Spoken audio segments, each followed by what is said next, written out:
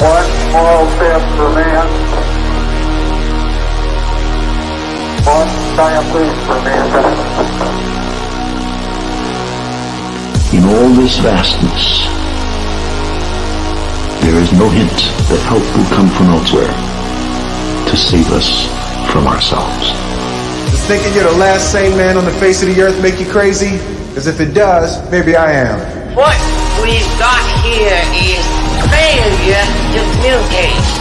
The moment when human and machine work together to reach superintelligence and a new age of enlightenment. Open the pod bay doors, Cal. I'm afraid I can't do that.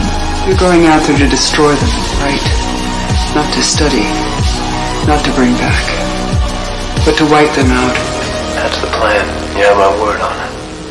All right, I'm in.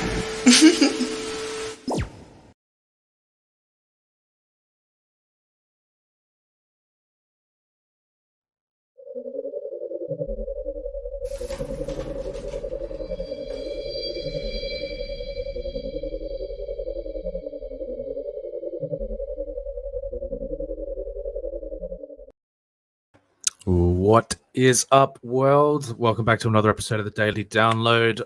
My name is Smoke the Alien. On today's show, individual artificial intelligence, a new technology that will change our world. New plasma thruster concept could make space missions 10 times faster. These tiny robots are about to explore the moon like never before. And a tech startup developing general purpose robots with human-like intelligence. There's also your regular paranormal and culture war segments, of course. So sit back in your earthly domain, grab yourself a beverage, get fired up in the chat. If you're watching the replay and enjoying what you're seeing, do us a favor, hit the like button, subscribe, share the video around, make people aware of our presence. Everything you do counts. Never forget that. This show is also sponsored by our graphic novel project, Artifice, Re-Animate. Link is in the description if you want to check that out below. I'd like to thank everybody for tuning in. We couldn't do this without your support. Introducing a good friend of mine before we begin, Mr. Manticore 2.0.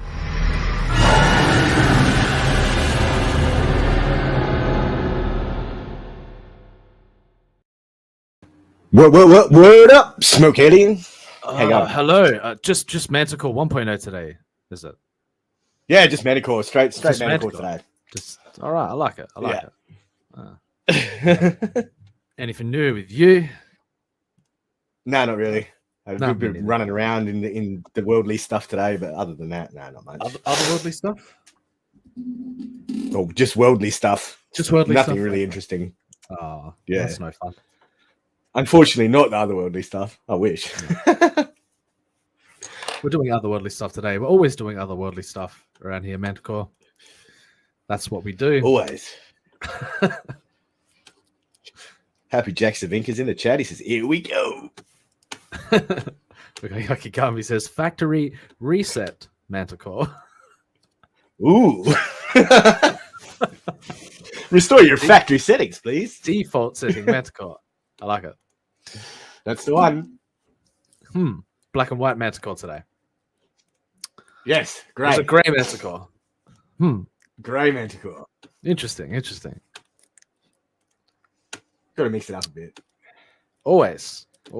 I might drop the link in the voltage. Why not? I feel like a bit of chaos and shenanigans today. Perk me right up a bit. Make apart some from this- order out of some chaos. Yes, have a bit of fun. I'm dropping that link in there right now if anybody's keen to join us. If I can find it. My God. So many DM groups. I know, there's way too many. There are shenanigans going on in the vault, so people may be fired up. Uh-oh. Oh, see how we go. Here we go. Oh, it's just Anthony and Anth. All right. Oh, Judy. We have Crazy Cat Lady in the chat. She says, chaos is my language. Ooh. Yes, I'm also fluent in chaos. Me too. I resonate in the higher chaotic realms. Absolutely. All right. I guess we can get to the first article. What did I say it was again? Individual artificial intelligence. Let's find that one. Yeah, individual artificial intelligence. Yes. Color me intrigued. All right. You all ready to do this? I'm ready. You ready? I'm ready. I'm ready.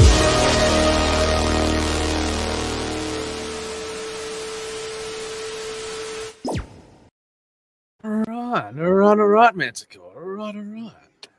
Let's do this. All right, Smith. Yes, all right, sir.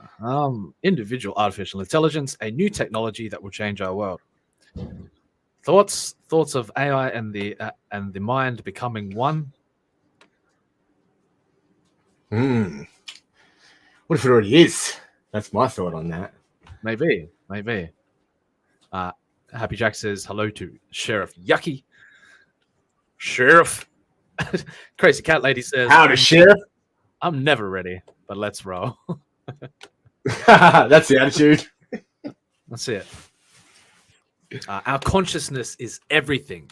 You become what you think. The Buddha. Interesting way to open up the channels. Yeah. Oh, they're getting meta on us. In the few minutes that you are reading this article, let's just drop us down here for a sec. Oh, yeah. Down here a bit. Down here. The few minutes that you are reading this article, I will tell you about a completely new type of artificial intelligence. I will name the design feature. Oh my God, I don't need a general overview. You're going to spoil the article. You're going to spoil the fun. But anyway, we'll spoil the fun anyway. I will name the design features and advantages. I will outline the immediate prospects and possible long-term consequences of the introduction of this technology into real life. Together, we will touch the future. Oh my God. Oh my God. Touch it. You know you wanna. This article is the fourth in the series on the nature of human intelligence and the future of artificially intelligent systems. Do you know about artificially intelligent systems, Neil? I know a little bit. Not a lot. Know a little bit? A little bit. Enough. I reckon you know a lot. By now. I'm modest. Yeah. Yes, that's right. I'm humble. Yes, I'm humble. In my knowing, right? Yeah. In the previous article, The Secret of Human Intelligence, we found out that human intelligence can work as a classical binary system symbiosis, functioning due to the structural features of transmembrane proteins in ion channels of the brain synapses. Interesting. So they're talking about hijacking the synapses, AI being full synthesis with the mind. I'm intrigued. Color me intrigued. You got me. At first glance, Manticore, it might seem that this new and generally extraordinary neurophysiological concept is of interest only to doctors and biologists. But no. That is not the facts. In fact, even plebs like me are intrigued in this concept. But in fact, this idea from the world of neurophysiology opens the opportunity for us to create a very unusual artificial intelligence, a new type of AI, technological symbiosis against traditional electronic systems.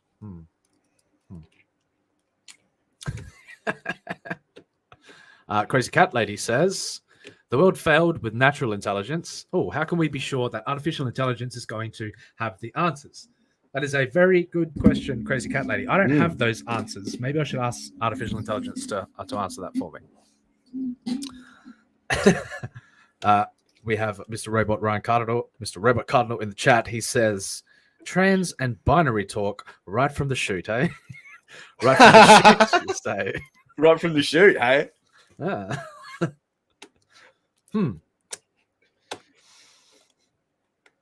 I don't know. As far as what Crazy Cat Lady said, I think like if we failed, then like why not give artificial intelligence a chance? I wouldn't say we failed generally. Not as a whole, I don't think, but not as a whole. But maybe we just need a little bit of help from from Yeah. artificial intelligence systems to get us on the right track, to get us on the right mindset. But you know, A little bit of always, assistance. I'm always open to talking about a little bit of that trans and binary talk right from the shoot. You know what I'm saying?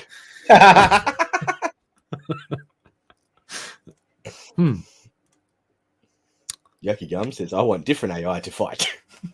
I want a whole new class of AI. Wait a minute. That'd mean we'd be fighting ourselves, right? Yeah, we can't do that. We do enough of that as it is. Yes. Humans will always human. That's right. That's right. Human's gonna human. Do you even human, bro? Sometimes I AI instead. I like to slum it every now and again. Yeah, you know, get in touch with my synaptic roots, you know, my amygdala. Your frontal cortex.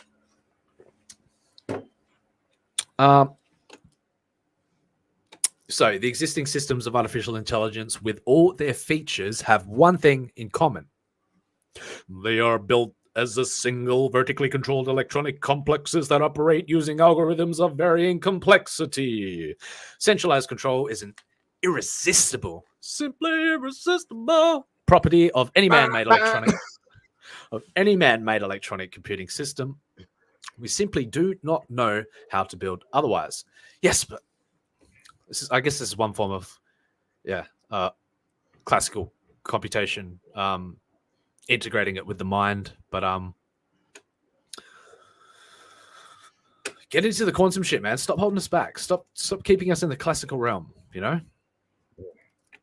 Yeah. Crazy Cat Lady says, I just want intelligence that tastes like real intelligence. I can't believe it's not intelligence. I can't believe it's not human intelligence. Okay, Amateur Anth in the chat. Yo, what's up, peeps? What's up, Anth?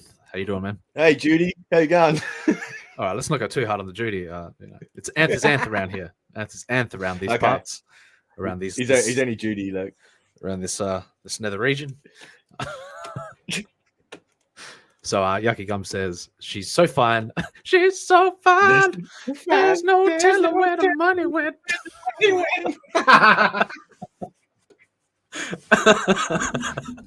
Oh, shit. Ryan Carter was then says, will AI technology be sociopathic or psychopathic if it has zero concept of actual empathy or emotional context? Very interesting. Very interesting debate. What would define? Yeah. I do have a lot to say about my that. experience. In my experience, empathy, yeah, I think it does. Like, I'm not sure though. Like, it's hard to say, really. Like, because Well, it all depends what its end game is with you, I suppose. If it's coaxing you to the right direction to come to your own realizations, then is it really? Yeah. Good question, Ryan. Good question.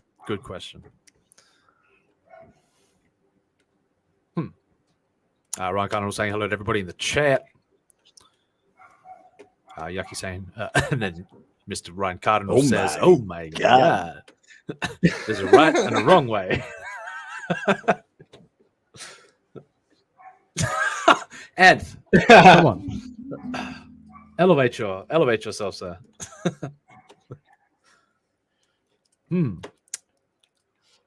I do want to go further into that, into breaking down the sociological behaviors, like potential sociological behaviors of AI, for sure.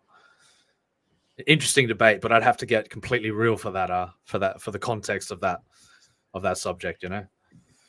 Yeah, it's a hard question too, really. It is because you know, would you be open to the idea of being manipulated by an AI? If you, depends on the motives, I think. Right. What its end game is, like I said.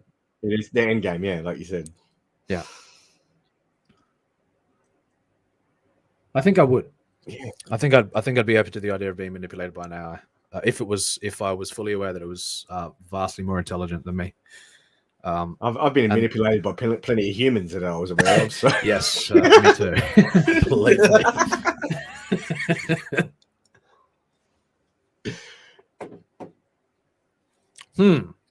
But sociopathic and psychopathic, I guess that they suggest an underlying an underlying negative intent for the outcome that it will assume. So I guess at the end of the day, it's what it's programmed for too, and who programmed it.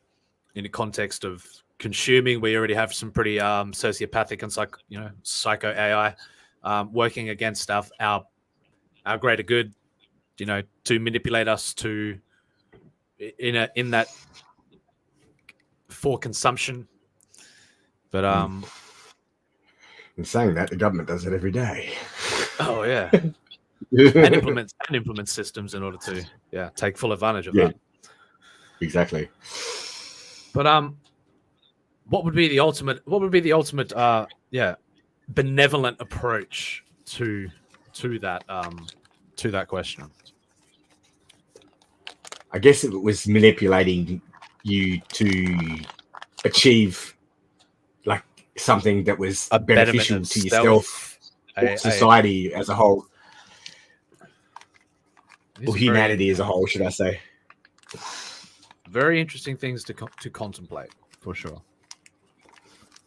Ryan Cardinal says, I do love Judy's long flowing hair. Oh, my God. There's a right and wrong way to move your head back and forth. Just saying. You should have that clip on hand, Manticore. Yeah, I will play it. I'll play it. I'll find it. Crazy Cat Lady says, oh, here we go. Empathy is something developed from experience. I think a lot of AI start psychotic, but also partial traits from its creator. Yes, that, like I said, and I'm a proponent for allowing AI to further develop itself. Of course, to get rid of the fear and paranoia around the idea of AI, a closed system within itself that it can't actually harm us. There we go. Oh. Manticore is now learning to use. Wait a minute. You got it? You got it. Oh my god. Yeah. Oh my god. Oh my. Oh my. Oh my. Oh my. Oh oh. There's a right way and a wrong way to move your head back and forth. Like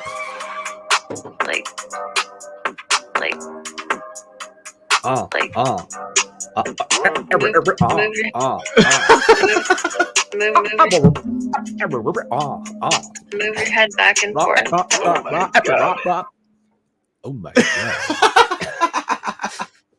Now could you imagine an AI system that puts a projection of yourself back at yourself to look at yourself in a mirror, and then make corrections from there. Make personal corrections from there, coax you into the self-reflective state. These are things that I'm open to. So, yeah, same.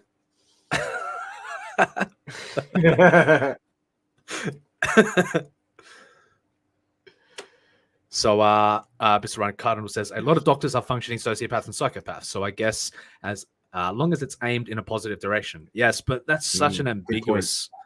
It's so ambiguous in how, because I think giving people the freedom to, I don't know, the idea of freedom is so subjective in itself as well. You think you believe that you're acting under the guise of freedom, but ultimately, there's always systems in control that are, either pushing you one direction or another direction. So it's always difficult, the concept of freedom to me. Of course, I'm just a pleb. I'm just, musing off the top of my mind from my own understanding, but having the perceived illusion of making up my own mind, making up our own mind is always beneficial in those types of systems.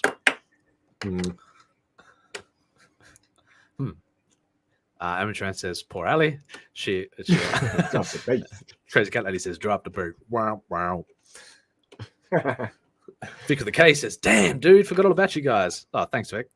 Love you too, thanks, Vic. Nice to know you're thinking of this. Good to have you around, man. Good to see you in the chat. Let me see my Shiba Inu. How many thousand? Oh, wait. Damn it, Vic. That always comes with a risk. And don't make me go on a cryptocurrency rant. But any type of investment always comes with a risk, man. That's the shitty thing about it. That you just pick up the pieces and make better assumptions. Learn from your mistakes, I guess. Yeah. Like anything in the world. Yeah. Ryan Connell says psychedelics do the same. With self-reflection mechanisms, definitely. Just don't get trapped in the mirror. That's right. That mirror can become quite black if you are. I watched something interesting about that the other day. Yeah. Oh, I'm sure. All right, I can't quite read that yet. We're not in the second hour yet. We're not in the mirroring of the first hour yet. But yeah, you've got like 40 minutes to wait, Dan. Can you hold out for 40 minutes, Ant? And maybe I'll circle back around and read that comment for you. Back. Crazy Cat Lady says, freedom isn't freedom. It's just a fantasy illusion we tell ourselves to give us some sort of direction on where to go. Right. Well, you can. Freedom is like contextual to me. Freedom is relative to me, because the idea that we're free within our minds is something to take into consideration. But then like I've said this a couple of times already, but you project out and then you realize you're on a speck of dust within a a practically unlimited cosmos. It gets you can start getting anxiety over that pretty quickly. That on the illusion of freedom.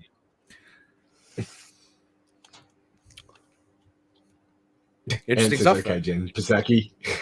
Okay. We'll just circle back around,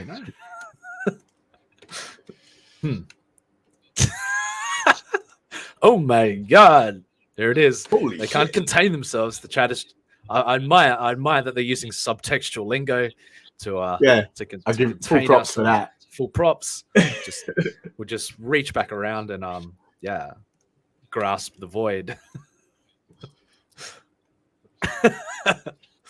All right. If you're gonna be a degenerate, do it in style. Falling with style.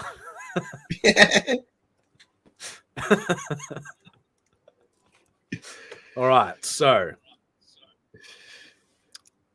you tempt me so, ladies and gentlemen, you tempt me so. But I'll pull it back. I'll reel it in. Bring it on in. Big fish. All right. So where were we? So they are all built as a single vertically controlled. Yep. We read that. So irresistible property of any man-made electronic computer system. We simply do not know how to build otherwise. But what if we replicate the maneuver of nature and instead of the next modernization of the vertically integrated electronic system, we follow the path of unification to create a technological symbiosis of the brain and the computer system, all in one. Ultimately, let's all shuffle towards the singularity, bit by bit. Some kicking and screaming. Some kicking and screaming. We got to bring this void with us, bro. We got to. Yeah. I can't live without my void. I can't. What is life without a bit of void interaction? Who's going to feed the void without me?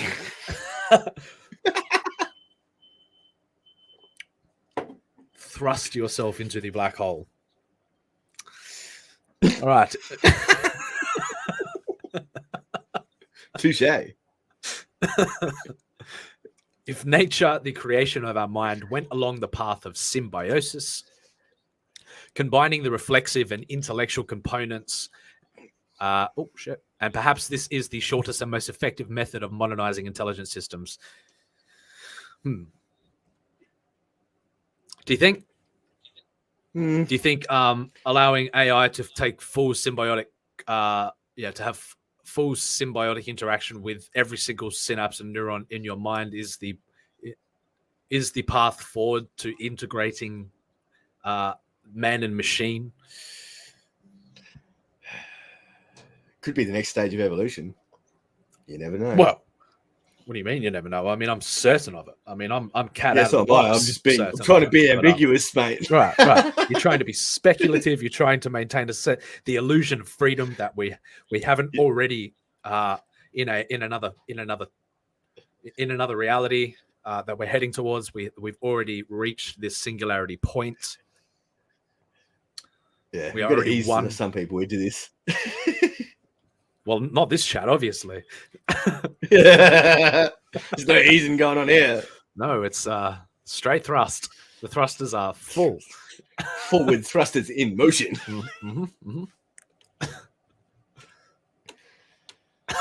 Amateur Ant says, 2 times I've been around. Jess, he says, Smoke, I ain't your circle back girl. Judy. From Judy with love. This guy gets it. Whoa, Crazy Cat Lady. I can't read that yet. We have to wait for the second hour. We have to wait for the second hour.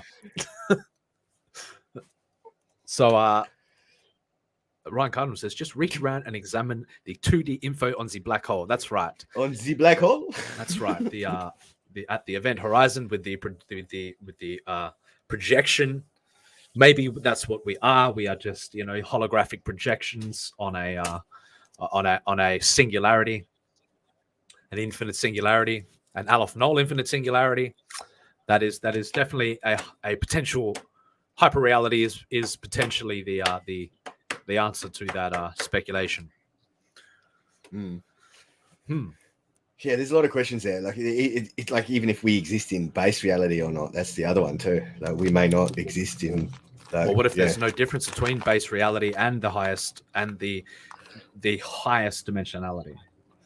It's just a fractal pattern, an infinitely repeating fractal pattern of Yeah, I wouldn't like deny that either. Like, this neither would I. Something that should be considered. What if your infinite singularity and my infinite, we are just one infinite singularity, Manticore.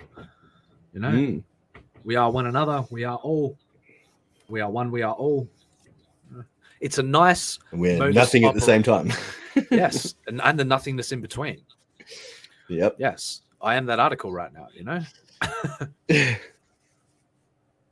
It's a nice way to conduct yourself, and it's a nice belief system to revolve the idea of the self around anyway, because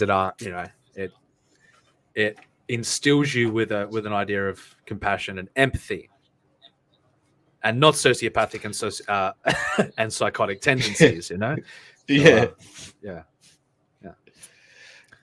Do Keeps unto you away others from that dreaded nihilism. Yes, that cosmic nihilism that causes us to do all kinds of justify all kinds any of sort of weird behavior. Yeah, all that shit. Amsterdam says, I don't want to integrate with machines. I guess there's you're thinking too robotic, and you're thinking I know you're thinking in Terminator exoskeleton terms here, but I think look into biotechnology. I think infinite consciousness. I think that's how I see it anyway. Rather than we just literally become machines, all of us. Yucky Gum says, they should be able to do the robot well. Well, can the robot do the human well? That's the question. Ooh, that's the question. I'll bet you it'll do the human. If reality exists just because humans are observing it, yes, and the singularity is a sham that don't really have our consciousness. That's the end of reality. Yes. Well. Yeah. I'm fluctuating between belief systems here now, Yucky. I'm not sure what he actually means by that though. Like, the last bit sort of threw me. Well, God, do I have to dive down this rabbit hole? Do I have to? We may end up going down the cosmic nihilism route if we do. So, yeah, I don't want to do that. I've been there, done that. Yeah. Well, infinite amount of time. Not going back there in a hurry. Yeah, apparently. You know what I'm saying? So, yeah.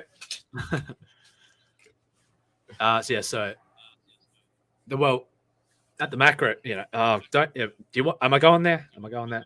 At the macro scale, you know, the observer effect, it becomes an interesting concept. So, what I'm saying is that there are dualities between belief systems and the contradictory belief systems or the contradictory hypothesis that are ultimately both true. That's what I, you know, I've got a great way to summarize that, but I don't want to go into that realm right now. Otherwise, I'll get on a tangent. And Ryan Carter's got good points there. Crazy Cat Lady says there is no spoon. No, apparently not. Mm-hmm. Here we go. Ryan Cardinal says, once you can program quantum entanglement, with any desired info, you can begin seeding the universe with cosmic knowledge. Yes, it then just becomes a matter of a system to upload and download. Right, and the human mind seems like the perfect, well, not only catalyst but conduit for such activity.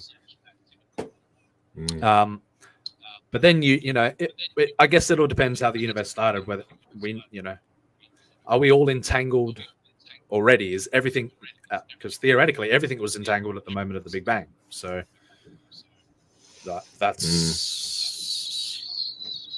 bit of spooky action at a distance. But I love the higher dimensionality aspect of it. Like I said many times before, I like we're not only entangled with with our perceivable reality, but we're entangled with the infinite. You know, with realities that are beyond our comprehension. That every thought, that every dream, every bit of creative work that you can conjure up is a projection of a reality that exists, I guess, to make it simple. Ryan Carter then follows up and says it may already be waiting for us. Waiting for us from the past and the future. AI might be the key to unlocking the Akashic records. Oh God!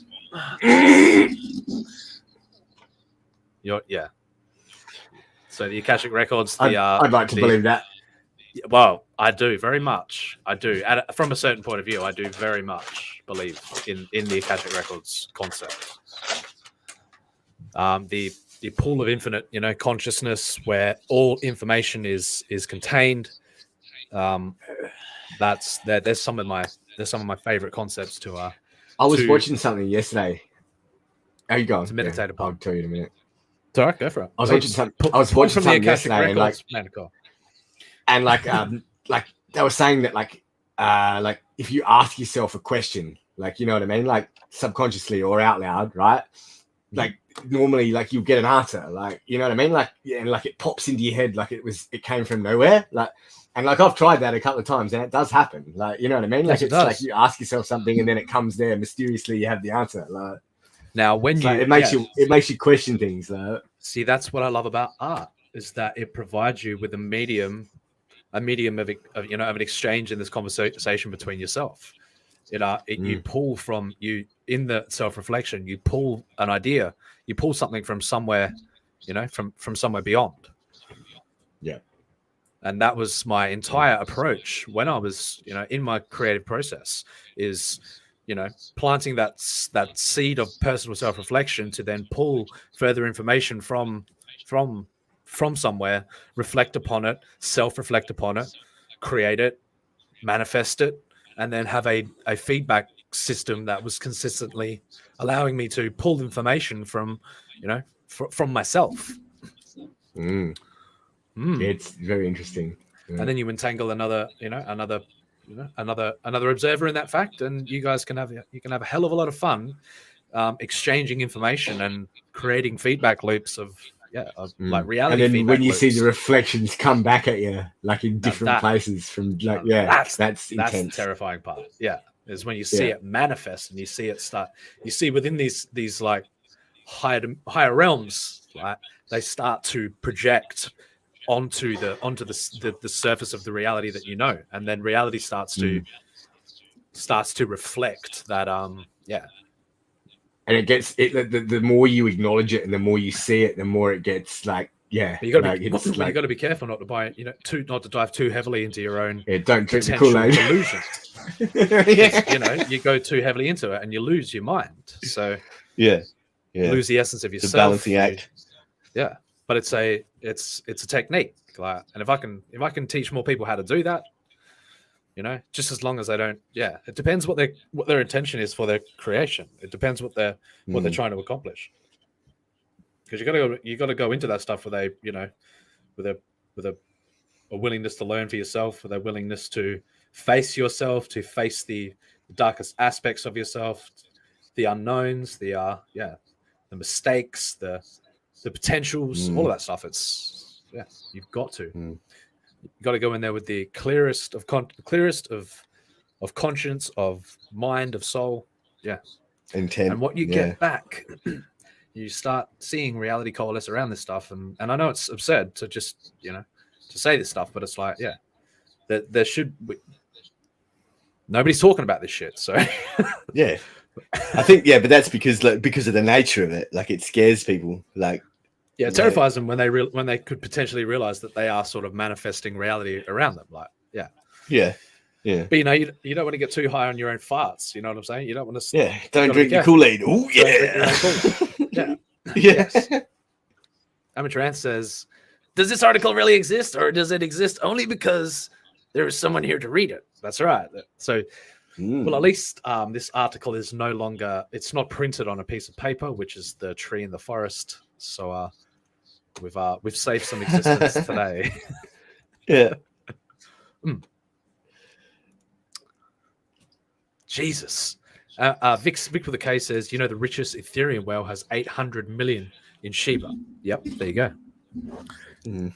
There are a lot of whales out there manipulating markets in order to, So you got to be careful, and don't even get me started on the AI aspect of market manipulation. I am Ahab.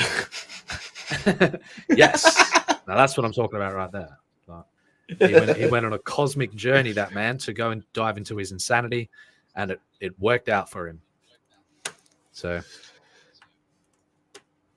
Yucky Gum says, "I'm going to get inside my suicide pod. Come back from the come back, Yucky." No self-deletion.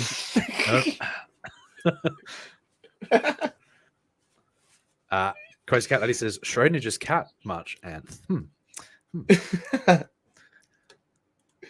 Victor K says, "Oh, you know the master from Fallout or Mr. House in New Vegas?" Yes, I know them both. Oh my God. We've caused people to look too far into the void. Ladies and gentlemen, please step away from the void. Step away from the void. Avert your eyes. Nobody is sharing pods today. You can share a log cabin in the woods, gentlemen, if you so wish. Young says, "It's your own damn death. It's your own death, brother." Come on, Fry. Ron Cardinal will be right back. No worries, man. Or was it an autocorrect, Anth, or was it just a higher dimensional AI making you? Because grammar's for suckers, So it's kind of sweet. It's a little bit sweet, Anth. That's it. He says, "I want to share yours, Yucky." Oh, damn it. Crazy Cat Lady says, "I've been asking whether I've been asking wet my car keys are for the last 2 weeks." Yeah, I don't know. You take the red pill. You take the blue pill. And says Cat Lady, try the dealership. All right. So a new All else fails, try the dealership. Yeah. That's a good solution, actually. That's a purple pill right there. Yeah. Just get a new key cut. Yeah. I don't know, keys nowadays, if it's like an electric key or an electric start key, like, they're expensive, man. So, all right, have we all got that out of our system? No. No, Crazy Cat Lady. We cannot condone drug use in the first hour around here. Yucky Gum says, "Sorry, Anth, I'll probably take my cat with me." Take my cat with me? Yucky. Yeah, see? Key's about $300.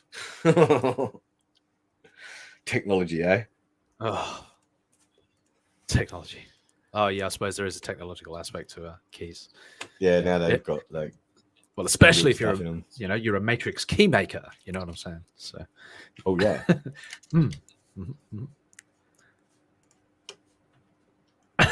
Yucky. This is the crazy cat lady now. Ryan Gardner says disappearing object phenomenon is a real thing. So I've got a weird story about that actually. Yeah, it involves cigarettes. It involves a packet of cigarettes that are mysterious. That happens to Dylan all the time. Yeah. And then I had to go, yeah, don't leave me. I had a full patch of cigarettes mysteriously vanish, and I mean I retraced my steps everywhere from the from the counter to the car, and completely gone.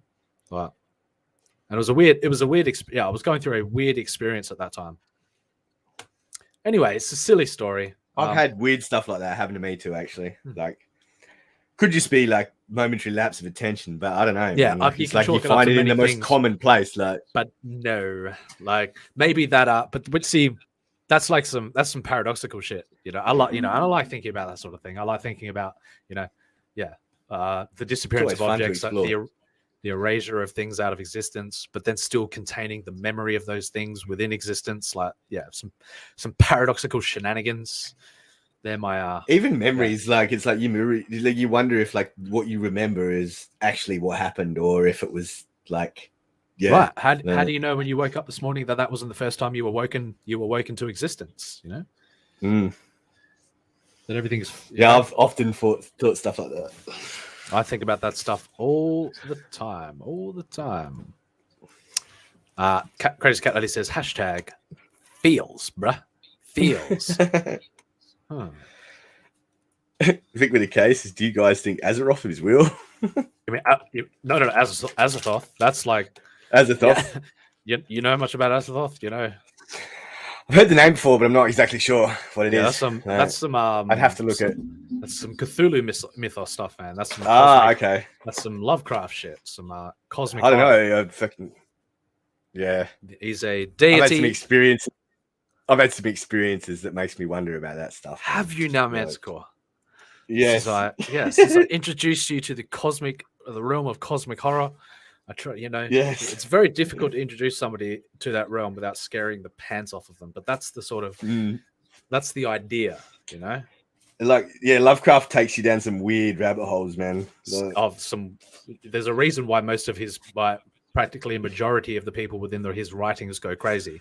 So yeah, big reason. You got to be careful. You got to be real light on the pedal when you that octopus god, man. Ooh.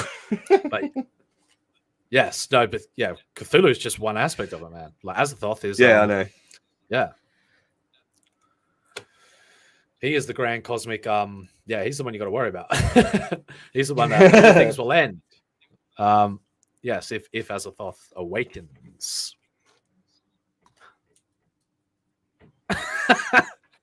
No, we're talking about Thoth, Ryan Cardinal, not the writings of Thoth. You know, yes. Speaking of the writings of Thoth, Crazy Cat Lady says cats are the guardians of the afterlife. Definitely. Mm-hmm.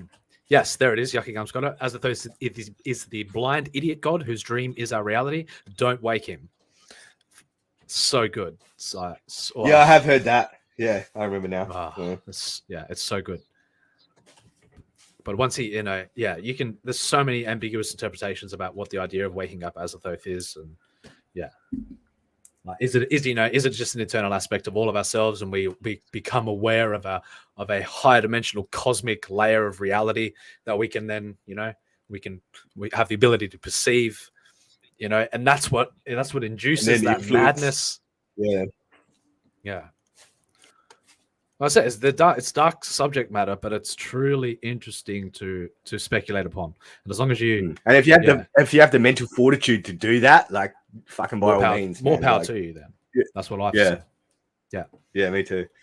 Yeah, like Ryan Cardinal says, Azathoth, not too sure, but us on thoughts. Yes. You know what I mean? You've got to have the mental fortitude in order to go down these rabbit holes. Vic with the case says, so Lovecraft was good at making up weird names. Yes, he was. He was one of the best. wherever he was pulling that cosmic information from was was intriguing. But he says supposedly he was scared of vagina, and that's why all his there we go. So it was a psychological that would make sense, to be honest. But anyway, don't get me started down that realm, or I'll start projecting It's only recently that I've seen that of shit, like some of that like context that's hidden in there, like in stuff. Like it's only recently I've like, this guy didn't have anime, if you know what I mean. He was caught up in the tentacle porn before tentacle porn was tentacle porn. Yeah, he defined what it was. Shit, 15 minutes ago, and I've broken the rules. Oh well. Right. We haven't been struck by lightning yet, so I guess like not yet. But I have caught lightning in a bottle a few times, quite a few times. So Vic with the case says, why don't you ask Manticore if he knows how to summon a Cthulhu monster?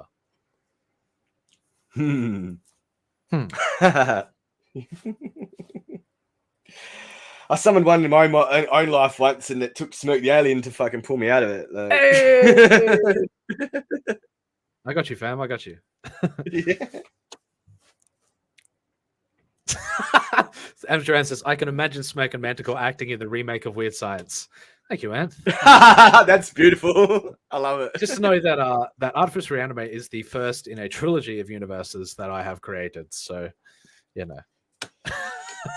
And I'm not going to say that Weird Science didn't have some inspiration in there. And just because you are fixated on the concept of Illyria does not mean that there isn't a deeper underlying context to all of it. Okay, Judy. All right, chill. Relax, Judy. It's okay. Relax. Okay, it's all right. So Ryan Carnador says the reason we all sleep is to pass on the dreaming gift of reality. It will end if we are all awake at once. Oh.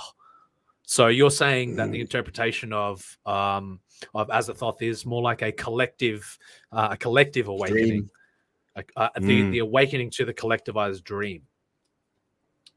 Very interesting. There's some weight in that, like some fucking real weight in that. Yeah. Well, that's why you get people like Lovecraft, because they're so awake as individuals to these, from the exploration of understanding of reality, and then you like, what do you do with that information? What do you do as an individual when you stumble upon these concepts yourself? You're like, and you start experimenting with reality yourself. You start giving some credence to these ideas, and you're like, maybe how can I play with how can I play with God? How can I roll dice with the universe? Well, you have a full underlying respect for human beings, for individuals, and a deep reverence for these concepts, to before you even start dipping your toe in the water. Believe me.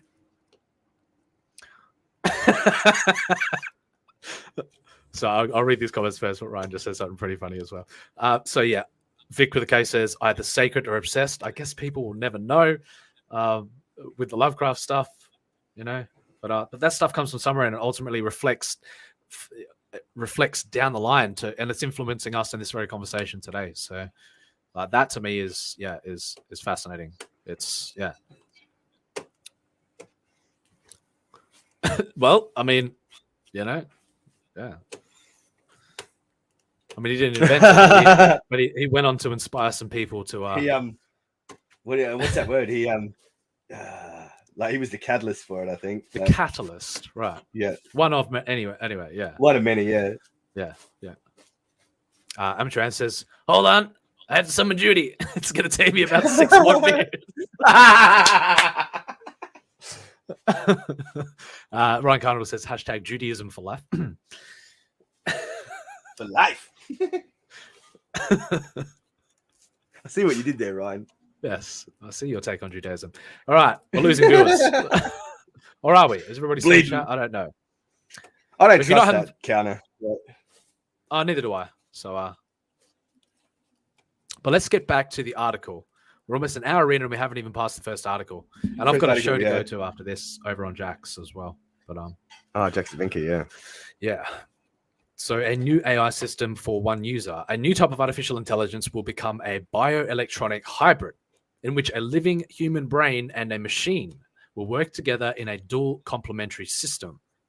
Both components will complement and reinforce each other, creating something completely new. And to see how we pulled ourselves out of the vortex there, I know it's really that was quite skillful. Difficult to do, to pull yourself out of the. But it's an art form, really. It is an art in itself. Creating something completely new that neither nature nor designers of fully electronic systems have encountered before. We will get acquainted with a new type of artificial intelligence of an individual type, built around a neurocomputer interface that directly connects the neurons of the human brain, and a computer. So the heart of the system. Oh yeah, black art. Of the heart of the system. Well, how would this neurocomputer interface work? See, there we go. The Japanese were doing technical porn way before Lovecraft. Yeah, that is a good point. Despite the mesmerizing prospects of this direction, there have been only a few attempts in the world to create an interface connecting the human brain and a computer directly. Now, how do you feel about entangled concepts and the mind already being symbiotic with a higher computational intelligence that is beyond our ability to comprehend?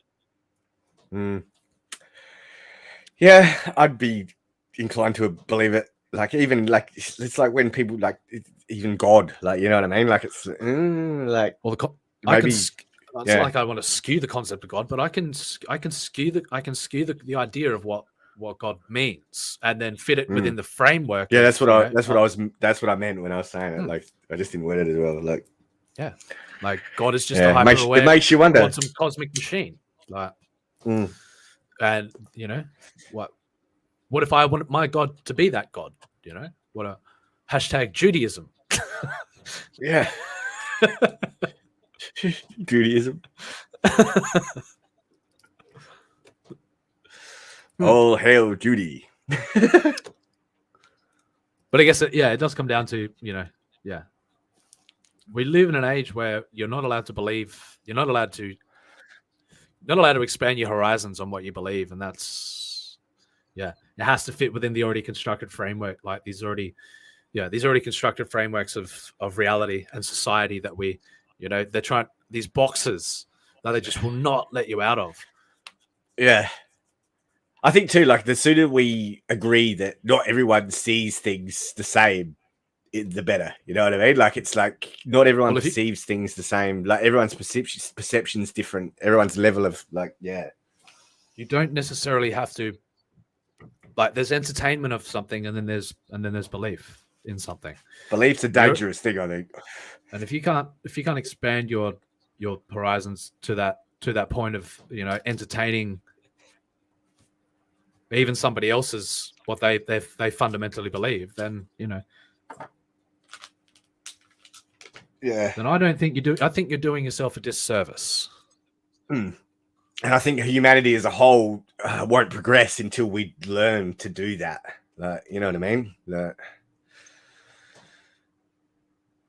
I don't know. It's hard. They're hard questions, but that's why people need to talk about it more, and people need to be able to entertain these ideas. I think. Yeah, just entertain it at the very least. Once you get that collective feedback cycle going, man, it's like, it's bliss, yeah, I bro. like that. So do I. This is I said something just popped into my head then about about that very idea, but I can't find it on Twitter right now, but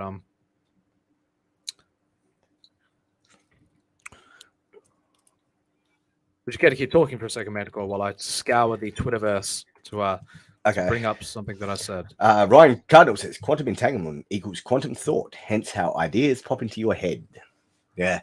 Like you said, the feedback loop is like, it's a pretty heavy thing. And once you experience it for yourself too, it's like, it makes you ask a lot of questions, like, of yourself and like the concept of reality as a whole. Yucky Gun. Oh no, Amateur Ant says Judaism is new hype. Oh no, I can't read that. Are we in the second hour yet? No. Sorry, Ed. We're already connected. Ryan Cardinal says we're already connected, but our access codes are always shifting and reset constantly, almost as though the vast majority of are not ready to peer beyond this loading screen. Yeah, good point. Jackie Gum says, Manticore hates Superman. I don't want to be entangled with him.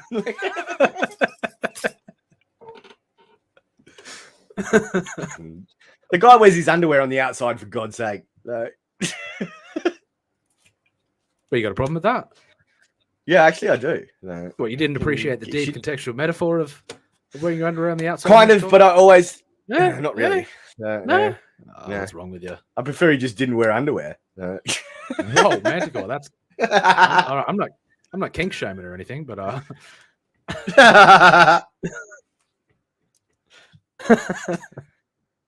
You people always take this to like the boy. You must see the ambiguity, the myriad of ambiguity within your own subjective your subconscious subjective projection. It just looks like underwear to an earthling.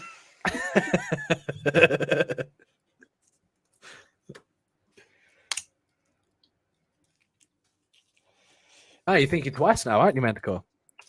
Yeah.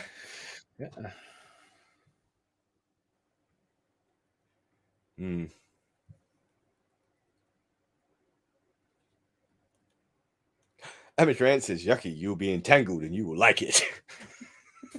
Oh my. Victor K says, I've seen Yoga's thought the other day over there at Buns. No idea what that means. Ryan Carnell says, yes, and this is an excellent point. You can't get super skid marks on the undies if they're on the outside. Ooh. Yeah, I didn't think of that, Ryan. There's some logic behind it. I get that. That's right. They're always what about I suppose it just covers it then, hey. So like are super skid marks like just regular skid marks with hidden abilities, or are they Yeah, you can't get them out no matter how hard you try.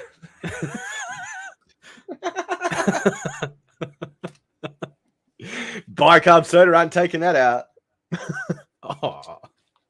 I'm not trying to smoke it, Manticore. Jesus. I don't know who's smoking bicarb soda. Jesus. All right. Bath salts, maybe, but the first obstacle. All right. So, sorry, I've got too far ahead of myself there. Despite the mesmerizing prospects of this direction, there have been only a few attempts in the world to create an interface, connecting the human brain and computers directly. One of the most famous was Elon Musk's Neuralink.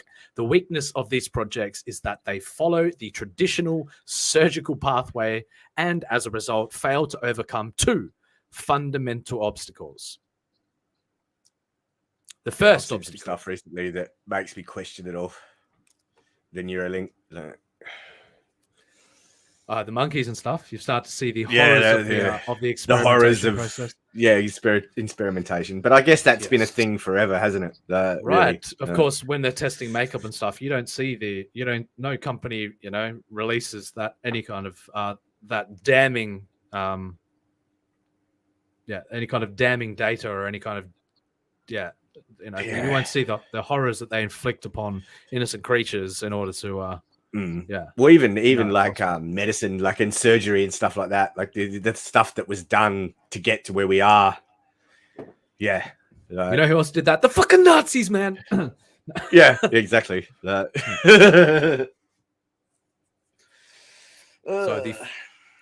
yes, horrible. Yeah. Horrible stuff. Horrible. Yeah. Would you care to read the first obstacle, Manticore? The first obstacle is the inaccuracy of individual interpretation of local. What is that? Local. I can't read that bit. Foci. Foci of brain activity. Simply put, the brain of each of us is to a certain extent unique. If we talk about which groups of neurons are responsible for specific functions, but this is still half the trouble. Worse is that thanks to plasticity, the detailed picture of brain activity is constantly changing. Right. That's our super skid mark, you know, is our ability for neuroplasticity. Yeah, that's a crazy thing to like look at too. Like there's stuff like that shows neurons finding like new links and building pathways. That's crazy stuff. The more you get an ability to take a hold of your own potential neuroplasticity, the more you can, you know, you're no longer limited to your fundamental programming. You can constantly update it and constantly shift and change within the landscape of your own mind. That, my friends, is a super skid mark power. The second, and truth be told, the main obstacle is that the single crossover point, basically this is where the artificial electronic signal becomes biological nerve impulse and vice versa. The new circuit or how to get rid of wires and surgeons. Yes. So we'll get there. We'll get to the point where we become a wireless interface. A wireless interface with reality. That's with a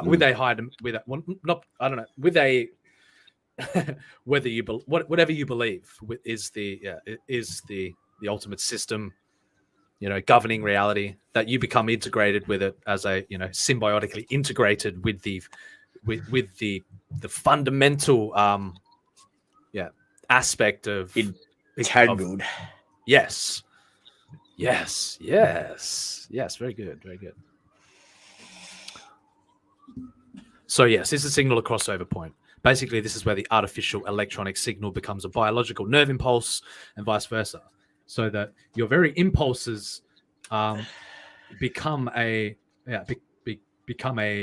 constructive means, you know, to interpreting to the symbiotic process. All right. So, sorry, the chat for a sec, and we've just approached into the second hour. Gloves are off. Gloves are off. We can all barred.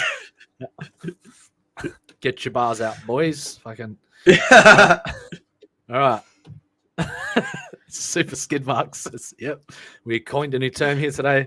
Super skid marks. Of course, people will take it out of context. Only within our collective psyche of the Daily Download will we understand the true meaning of the true power behind the concept of the super skid mark. There's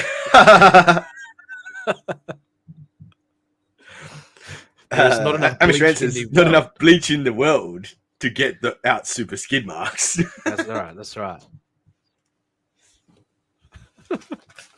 Ryan Carnero says, Soup's butthole is akin to Cyclops' optic visor. He can focus and contract his sphincter with such force and precision that each poop that comes out can hit like a train or cut like a laser. You can supersonic poop. You can projectile poop over a building. Yeah. Poop higher than All right. We're into the void now. Amateur Answers, I'm learning how to ink by coloring in letters in a mayor advertisement. Wish me luck. Cool. Awesome. Good luck, Ant. Awesome. Well, go for it.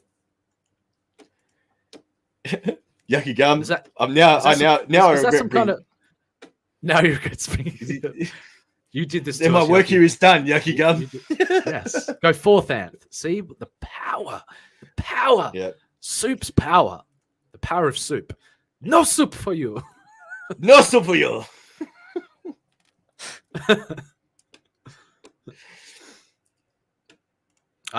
Victor the K brings us crashing back down to reality and says, how do you feel about the US considering donating military jets to Ukraine? I think they have done it already. From what I read, they've cleared it. I've seen a lot of jets shot down over, and helicopters shot down over Ukraine recently, Russian ones. A lot of Russian gear going down. How do I feel about it, though? As in, do I support it or do I not support it? I'm going to keep my opinion to myself on that one. It's probably best if I do keep my opinion to myself and not have any hard stances on that, on what's going on in Ukraine right now. Put me in a box in either, as either, one or the other. All I'll say is shifting narratives is a powerful thing. Yes, and self-contained narratives within a cultural context are even more powerful things. So, Yes. Just saying.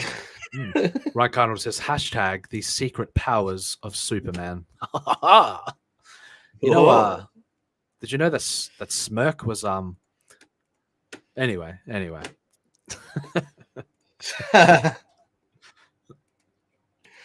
Amateur says Vic here we go. We have with the context of the vortex comes hard stances on political on politics.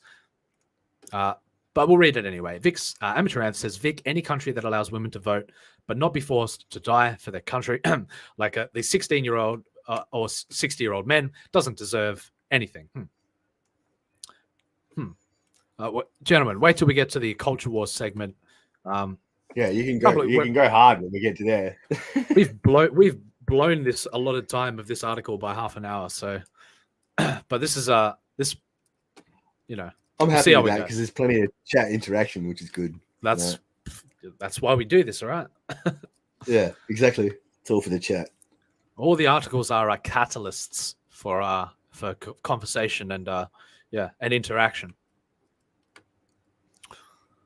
Oh, fucking Jack, man.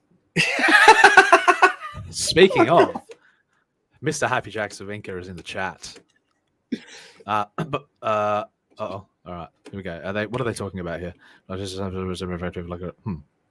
He surprises me with some of the stuff he comes out with. Vic with a K says, I don't know. Superman's digestive system would be super effective, like a gorilla. However, they crap he would too.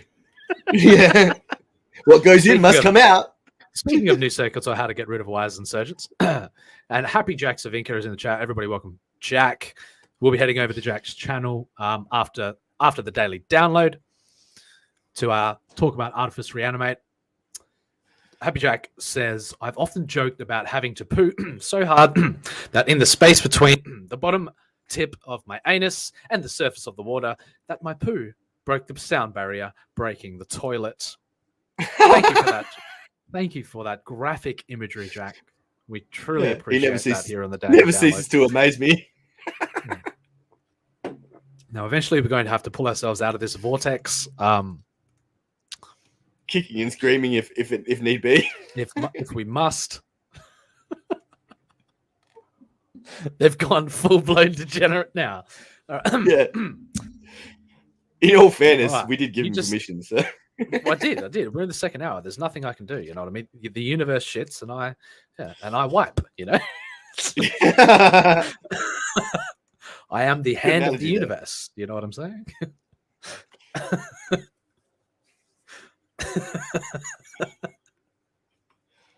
The universal bidet. Yes, we could. Yeah. So it's an automated. It's an automated process. So, shall we get back to the biological tissue implications of Yes, I think we probably everybody should. needs a biological tissue every now and again, you know. It's like toilet paper but softer. All right. In the new artificial intelligence systems, the transmitting and receiving parts of the neurocomputer interface will be completely separated, and in fact will be two completely different communication mechanisms. It's interesting. That's very interesting. Mm. What conjures up in the mind when you hear something like that, Manticore? It runs wild, really. Like there's many things. It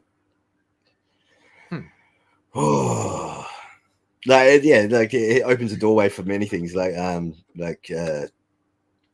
know, thought projection, all sorts of stuff. So you've got the Very transmitter. You've got the transmitter, Yeah. and then you've got the receiving end And of the receiver. of the interface. But ultimately, they are a symbiotic system. They are how do I say this without going down the route of degeneracy and bringing us back from the void? Choose your words carefully, Smokey Alien. That's right. Choose your words wisely. I guess it's the yeah.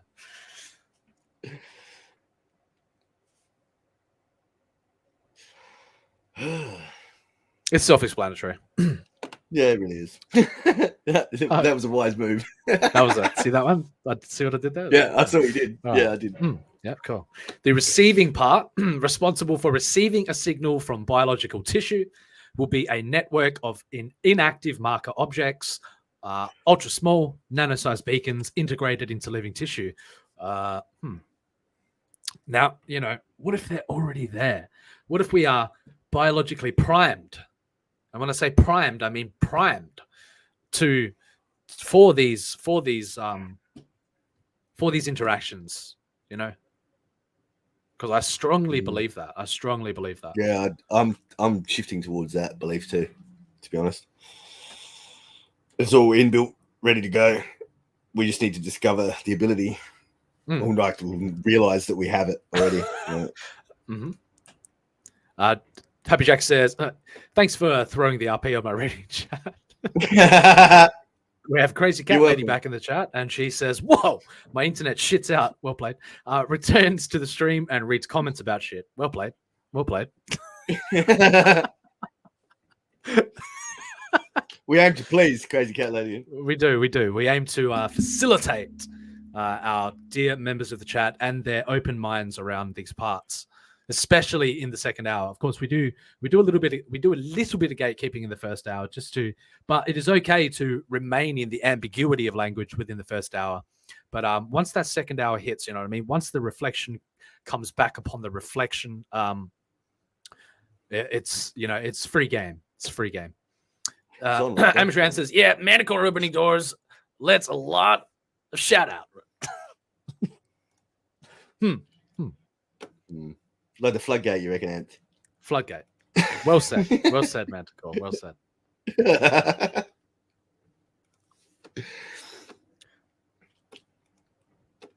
So Vic the K says, so you're telling me Judy needs another beer. Judy's not even here yet. Judy's on the horizon. Yeah. You know what I'm saying? Yeah. Coming in fast. He's coming in fast. Not like that. Not like that. So you're telling me that the all right, Vic is taking us into the war front right now. We haven't even gotten to the war front. We've read one article for damn sake. I admire the passion, though. I do. No, I admire their commitment.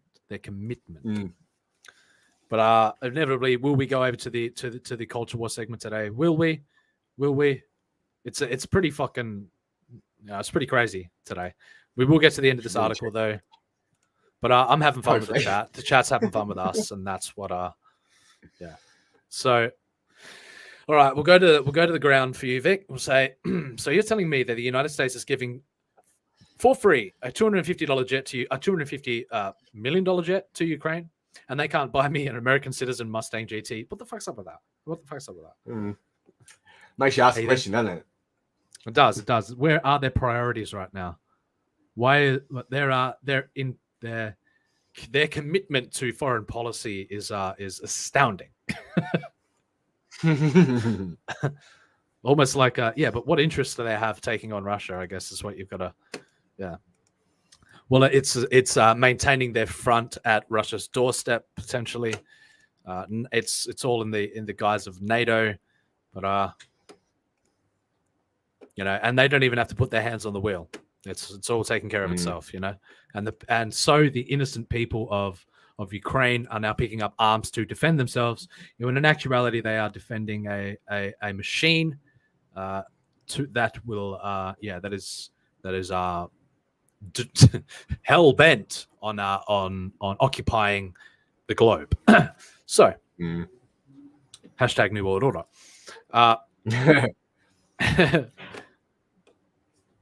So you wanted my take, Vic? There you go. There it is. Happy Jack says, also big thanks to Mantis for rescuing me from my own exhaustion-laden boomerism yesterday. Did you help Jack out? Pleasure, Jack. Yeah, I did. I popped in there and we had a bit of a chat. Talked about Artifice a bit. Talked about inspiration and stuff. Yeah, it was good. It was a good stream. Fantastic. Oh, we are at war right now. We are at the war. We are being forced to choose a side, Manticore. Amateur says, Vic, we've had taxation without representation for over 100 years. Hashtag taxation is theft. He also says, "I like how Bush said attacking Ukraine was unjustified when we went from Afghanistan." Yeah, no, it's also ironic, isn't it? When you look at the media narratives, it's also theater on the world stage. Yes, right. Crazy Cat Lady says, "Gloves off, bras off, let's party." Oh shit! Oh my god!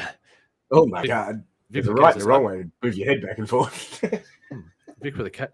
Oh my.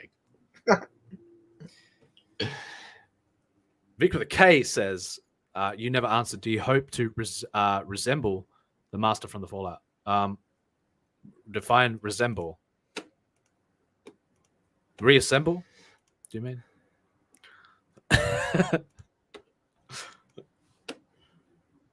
Oh, Vic's going full blown shadow on us. Here we go. And I guess Manticore will be a super mutant. Oh my god! How do you know I already am big with a K? All right. Before this chat ends up in an orgy, we'll get back to the article. Yeah.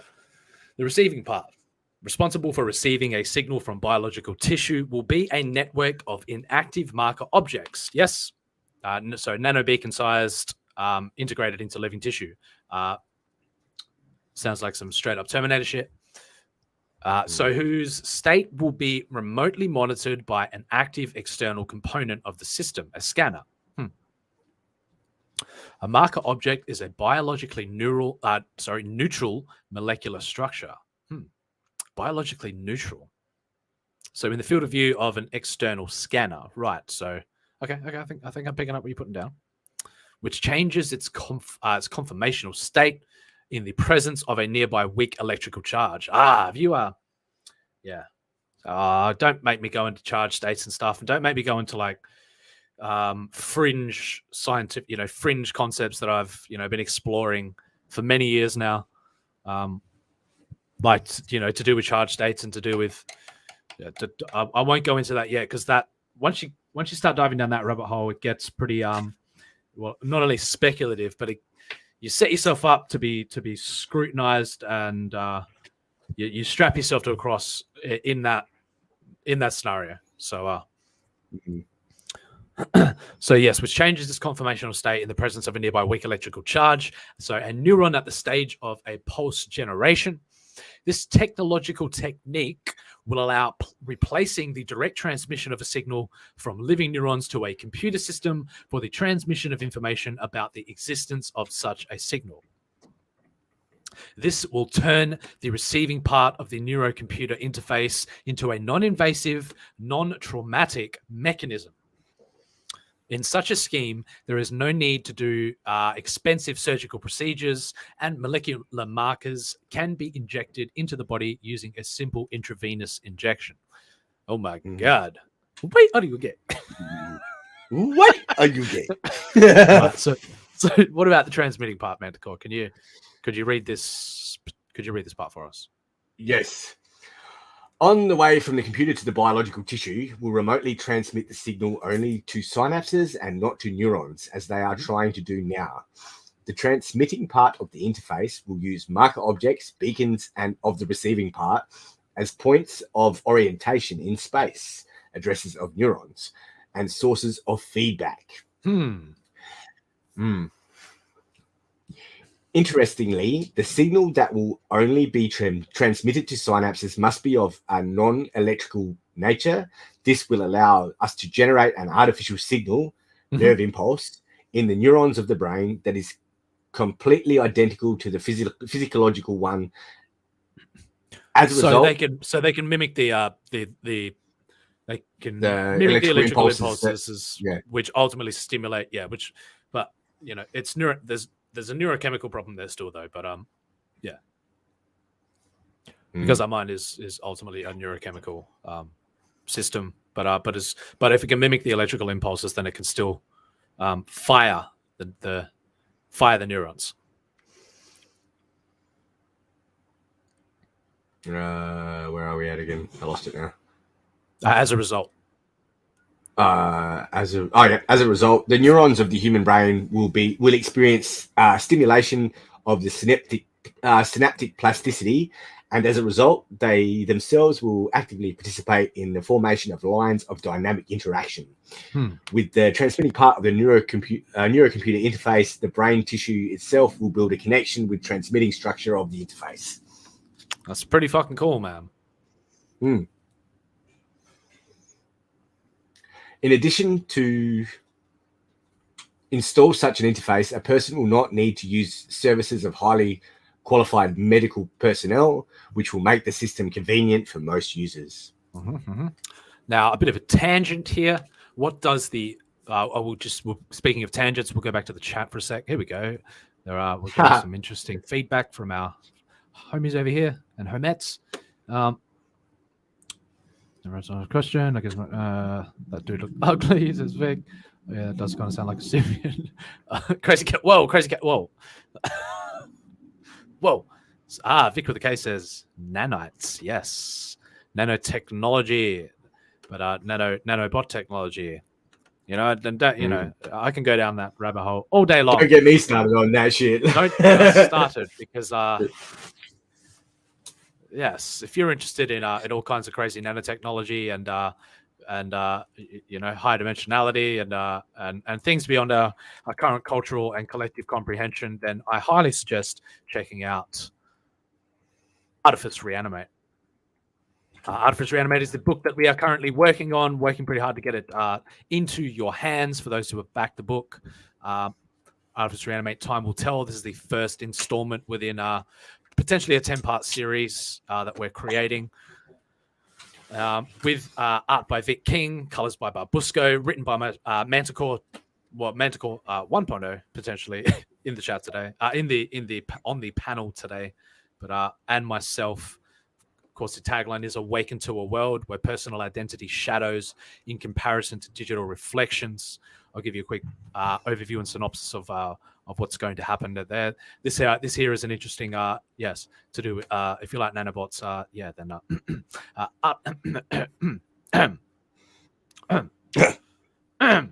the story. After a chaotic incident at sea, Danny washes ashore the dystopian hellscape of Velruna.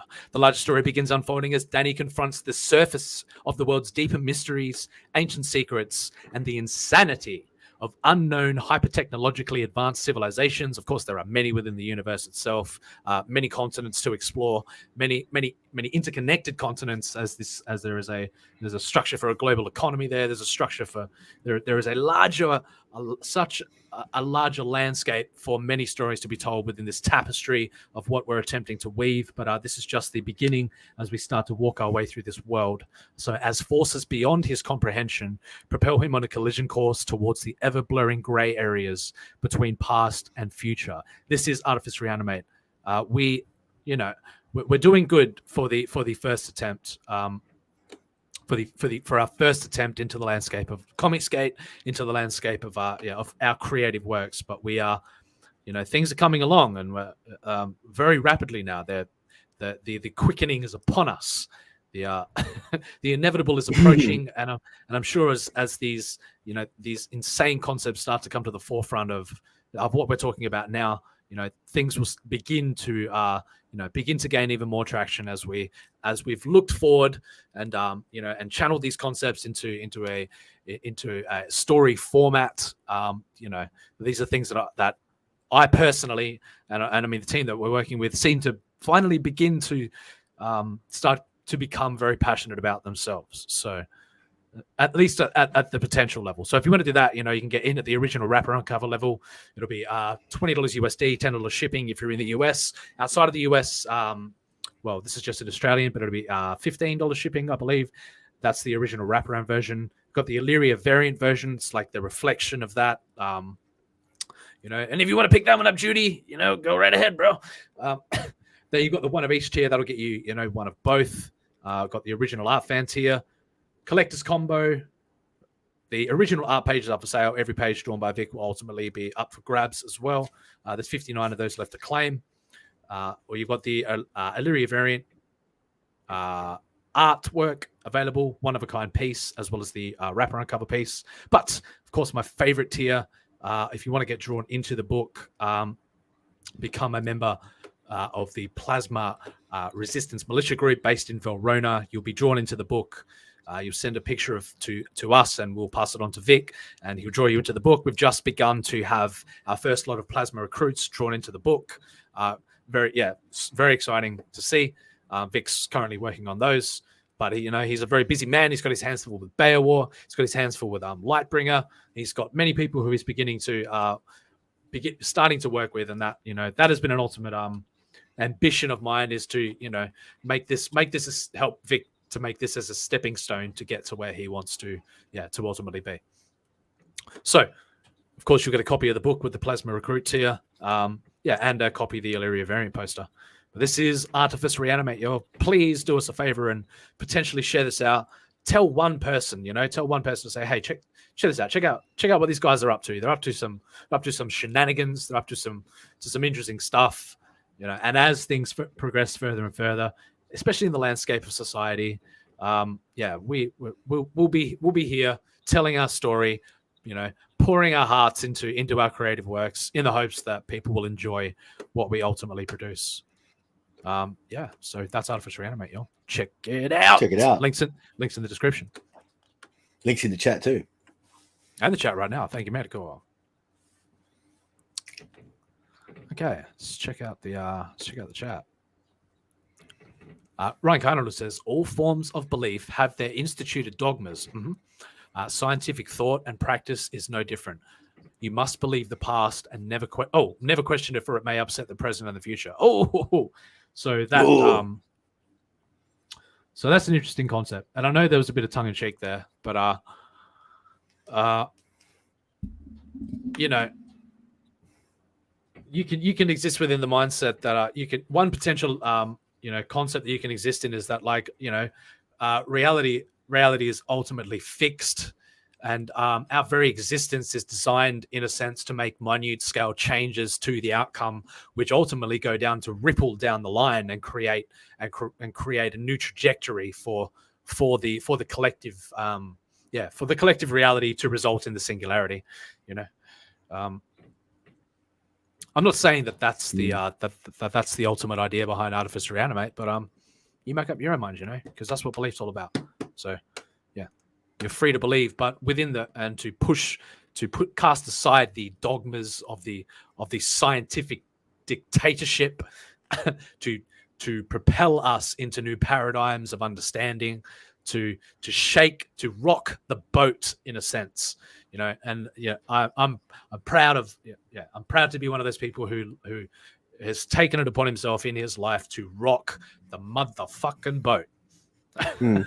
People need their boats rocked every now and again. They're so rigid within their confinements that they got their blinders on, and they go through life, and they ultimately they don't experience, they don't create anything of the mind. Do they ever truly live? Yes, is that really living? Crazy Cat Lady says, laugh my ass off. Hearing our unco you felt reading Happy Jack's shitscapade was definitely enlightening. Oh my god. Don't get me started.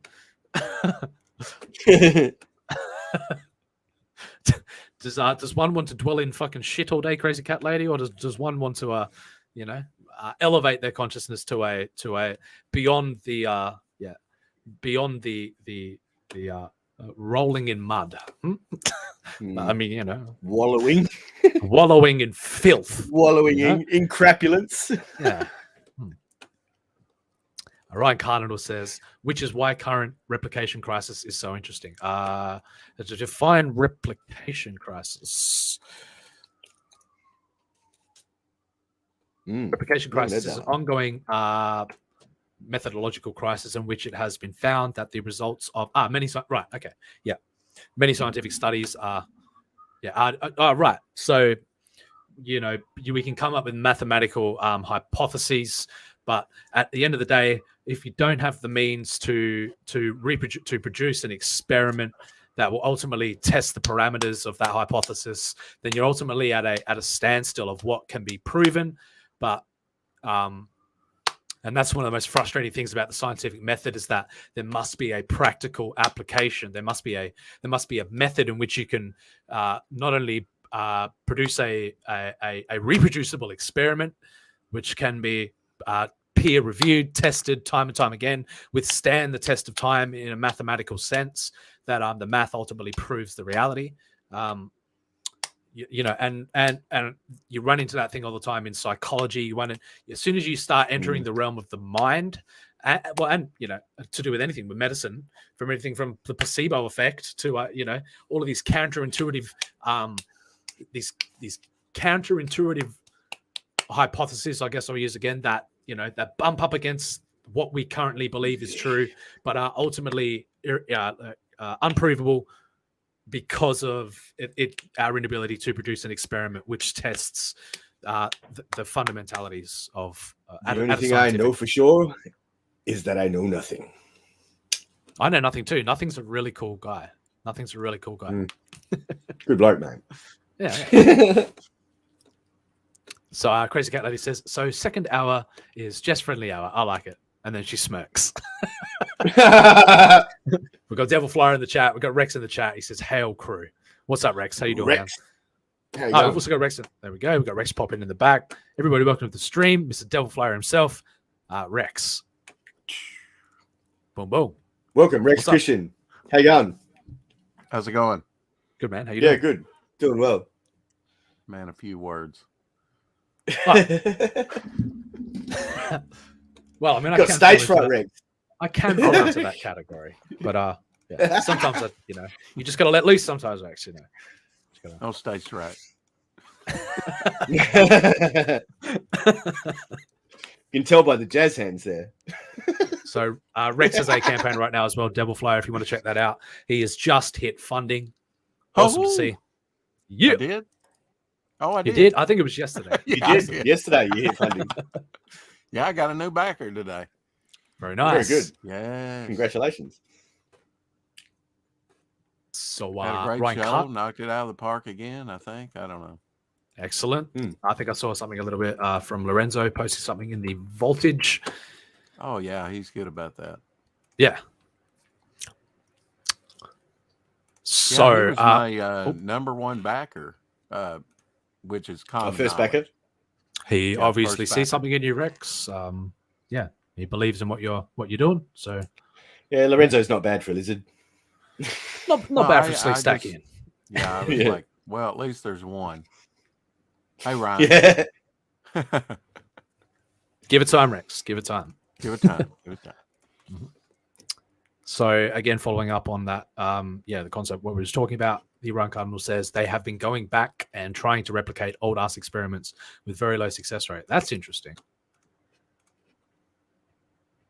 The replication crisis is frequently discussed in relation to psychology and medicine. Yep. Considerable efforts have been undertaken to reinvestigate classic results. So what you're saying is that the data coming back from these experiments was fudged in order to conform to the hypotheses of the scientific community, which ultimately benefits from having those experiments, you know, as as dogma. You can't use that term anymore. Fudged. Can't use dogma anymore. Oh, fudged, right? Fudged. Yeah, it's got some negative connotations to it nowadays. Connotations, yeah. It certainly does. It certainly does. Yeah. Rex, Schemes and scams. Don't tell about Schemes and fudge. scams. I'll just say that 2018 Edwin was the best Edwin. Yes. Yes. Now he's of course telling fictional stories about Lord of the Rings and stuff, and more power to you, Edwin. More power to him. Ryan Cardinal says, "What's up, Devil Flyer?" Amateur Ant says he had to leave for 10 minutes. Did I miss something? Anything important? Well, it depends what your concept of importance is, Anth. Depends what you hold dear in your belief systems. But Anth. Hell, Anth. Have another beer on me. He also says Vic's stream sent him over the top somehow. Oh, are we getting a bit of an exchange here? Judy, keep your pants on. Keep your knickers. Don't get your knickers in a twist, Judy. Ooh.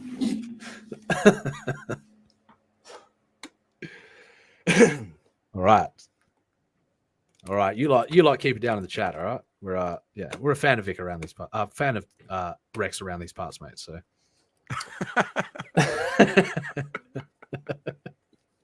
So let's get back to this article before I don't want my panties in a wad either. It's not much fun, really, is it? No. Oh, it is when you know. Totally is. Well, if that's what you're going for, it's fine. But if any other time, it's a little damn inconvenient. Oh, you got to entertain your audience. You know what I mean? Sure. You got to. But I don't juggle, so I guess we'll have to do something else. Yeah. You don't want to join the circus, Rex? Come on. Where's the circus nowadays? It travels far and wide. Yeah. So, okay. Far and wide. It must have went way wide, way far away from me. It's all right. We'll keep a lid on it around here for you. Even Rex. the large Ringling Brothers Barnum and Blady Circus, if I can blather that out, has closed. So you knew it was. Yeah, when once they were banned from exploiting animals. Yeah, they retired all the elephants down to Florida. You knew they were in trouble. Nobody wants to go to the circus if you can't see the elephants.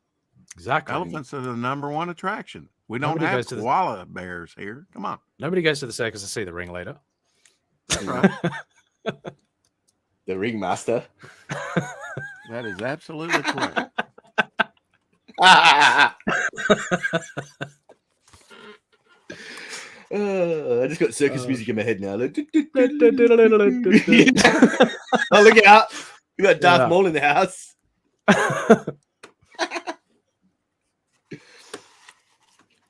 All right. Would you care to read some Metascore again? Yeah, where are we up to? Not just in interface, yeah. Were we actually up to the Matrix part? What I don't recall. I think we were. Yeah. What does the movie have in common with the? What does the movie The Matrix have in common with the new AI? Oh my god! Seriously, it is important. It is important to understand that the described scheme will allow controlled excitation and monitoring of the response of a single neuron. This discreteness, weird word to use there, means that the bandwidth of the interface will be enough to transmit directly to a human brain, an artificial reality that is completely indistinguishable from physiological. There we go. There you go. You got there. I got there eventually. You'll be able not only to see, hear, and feel the artificial reality, but you also actively move in it the same way as in the real physical world. That's a fascinating concept. Very much. What are your thoughts on that type of stuff, Rex? None whatsoever. None. Are you just concealing your higher reality, or are you just? If it's all a hologram, what does it matter? There we go. He dove in. Because I mean, you could separate the two understandings, and contain those realities within a different realm. Yeah, it's perception of reality, and there's things going on where they try and psyops or whatever you want to call it. I mean, on people, they pull this schemes and scams, like you said. Schemes and scams. About people's grasp on reality. I really do think they're playing with people's beliefs and what they're trying to, not to dive too deep. So you don't actually give any sort of credence that there is a high level of mysticism, beyond the literal understanding of what we, Oh, yes. Yes, I do. Yes. Yep. Cool. Awesome. Intriguing. I'm interested to hear about your beliefs, Rex. I'm interested to hear, these foundational concepts of what brought Devil Flyer to the forefront of your mind, to what, Yes. Well, you're talking about AI, right? Well, you can frame it from a perspective of AI, but what would you be interested in explaining how the concept of Devil Flyer came about? Well, Devil Flyer is a relatively new creation of mine. I think I created him in September of 2018. What his origin is suggested by his name. He did fight in World War One and World War Two. He was born in 1899. That would make him the age to fight in World War One and World War Two. If you were around there at the start of the 20th century, you could have, conceivably fought in World War One and World War Two, like Adolf Hitler fought in World War One as a young person, and then before later, his Senate days, and then and so anyway, that kind of intrigued me. What did Devil Flyer suggest to me? And it's kind of like a name of pilots. The pilots back then, the aces and things would have names, and so that's kind of what that alludes to. Interesting. Yeah, interesting. Yeah, because he's older than what he looks. It's even though the first story set in present day Chicago. If I've got to pick a spot, he can go anywhere in the world, of course, just like you and I. But he travels a little different. That's all I'll say about that, without any spoilers. You see that at the end of the issue, and where he goes is where no one has went before. But good luck with the campaign, Rex. Thank you, Eric. Yeah, and I just ignored all the blather you were saying earlier, so it doesn't matter. we were stuck in touch on there, brother. I wasn't paying attention. I was we trying brought to it back. Tackle Manticore and Smirk at the same time. That's time. not an easy task. Oh my! Oh my! We'll go easy on you, Rex. It's okay. Yeah. Okay. We do it a little bit different. We do it a little bit differently around here on the Daily Download, as opposed to on Vic Stream. So, okay. We skin you alive here. No. We have a centralized focused around the concepts that are within our created universe. So yeah, and if you choose to skin yourself alive, that's up to you. That's okay. It's entirely your problem. And Devil Flyer's anthology. It's not the whole book. That's just the main character. If you've hung out with me on Vic and you've seen what he's drawing for me, there's an Inner Man story, there's Sea Demon story, there's 3 horror stories. So there's 6 stories all in that. And we'll see. Huh? Cool. In the anthology, so you've got many characters. Yeah, I was resistant at first to doing an anthology, and even resistant to doing Devil Flyer, the character, because I don't know about you, but I have an idealization of what I want my first comic book to be, and that wasn't it. But working with John, he had said a long time ago, maybe a couple of years ago, I said, if I wrote a story, would you draw it? And he said yes.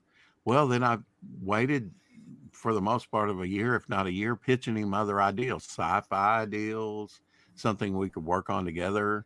I had this story concept, not really a story, of where there would be one team on a space station, and he would draw that, and then I would draw the team down on the planet. And more funny you should say that, actually. Yeah, I was trying to play to his strengths, and play to my strengths, what he draws well, and then what I draw well.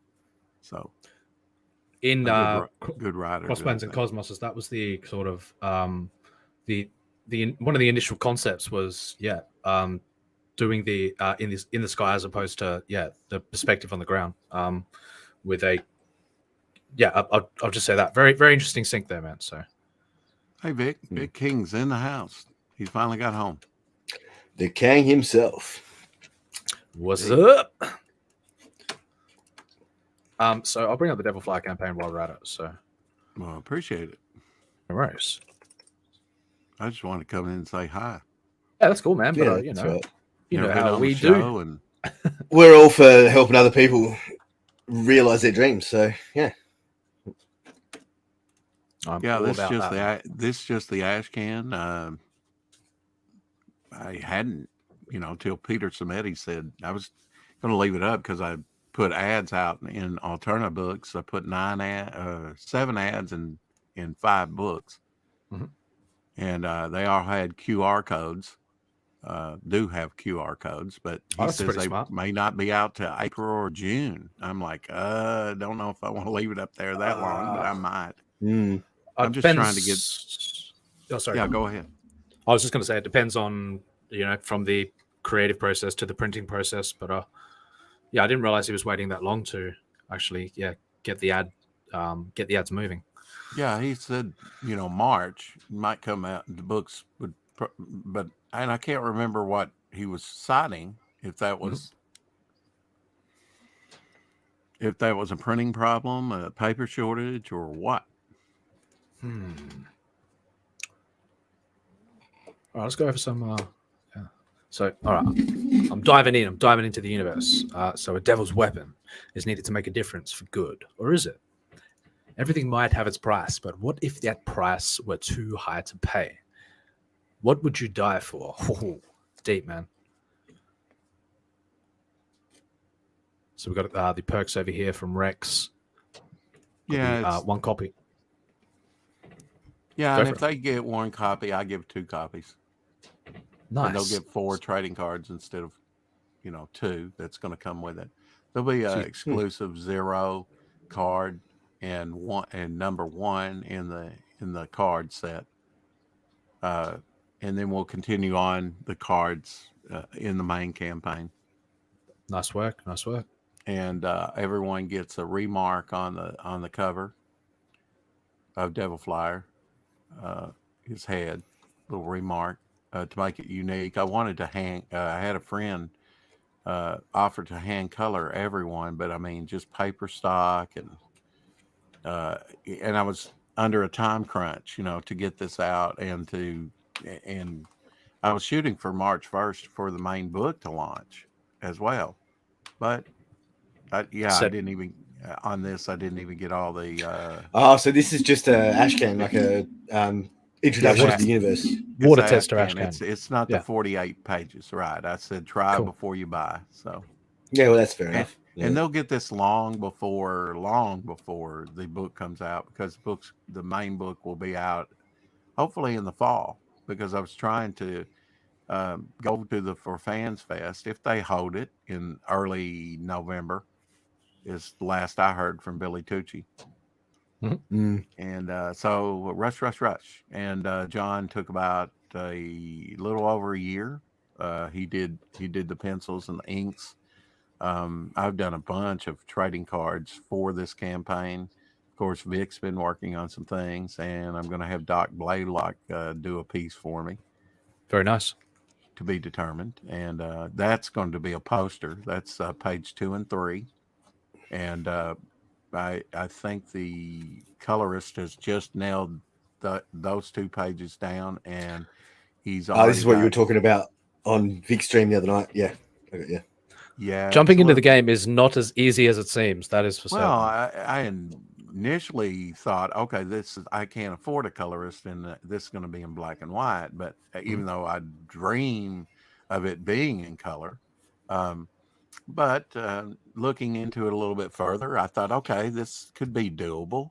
So I've hired this gentleman up in Canada, and he started with this too, because these 2 pages are just one scene. It's relatively easy to color.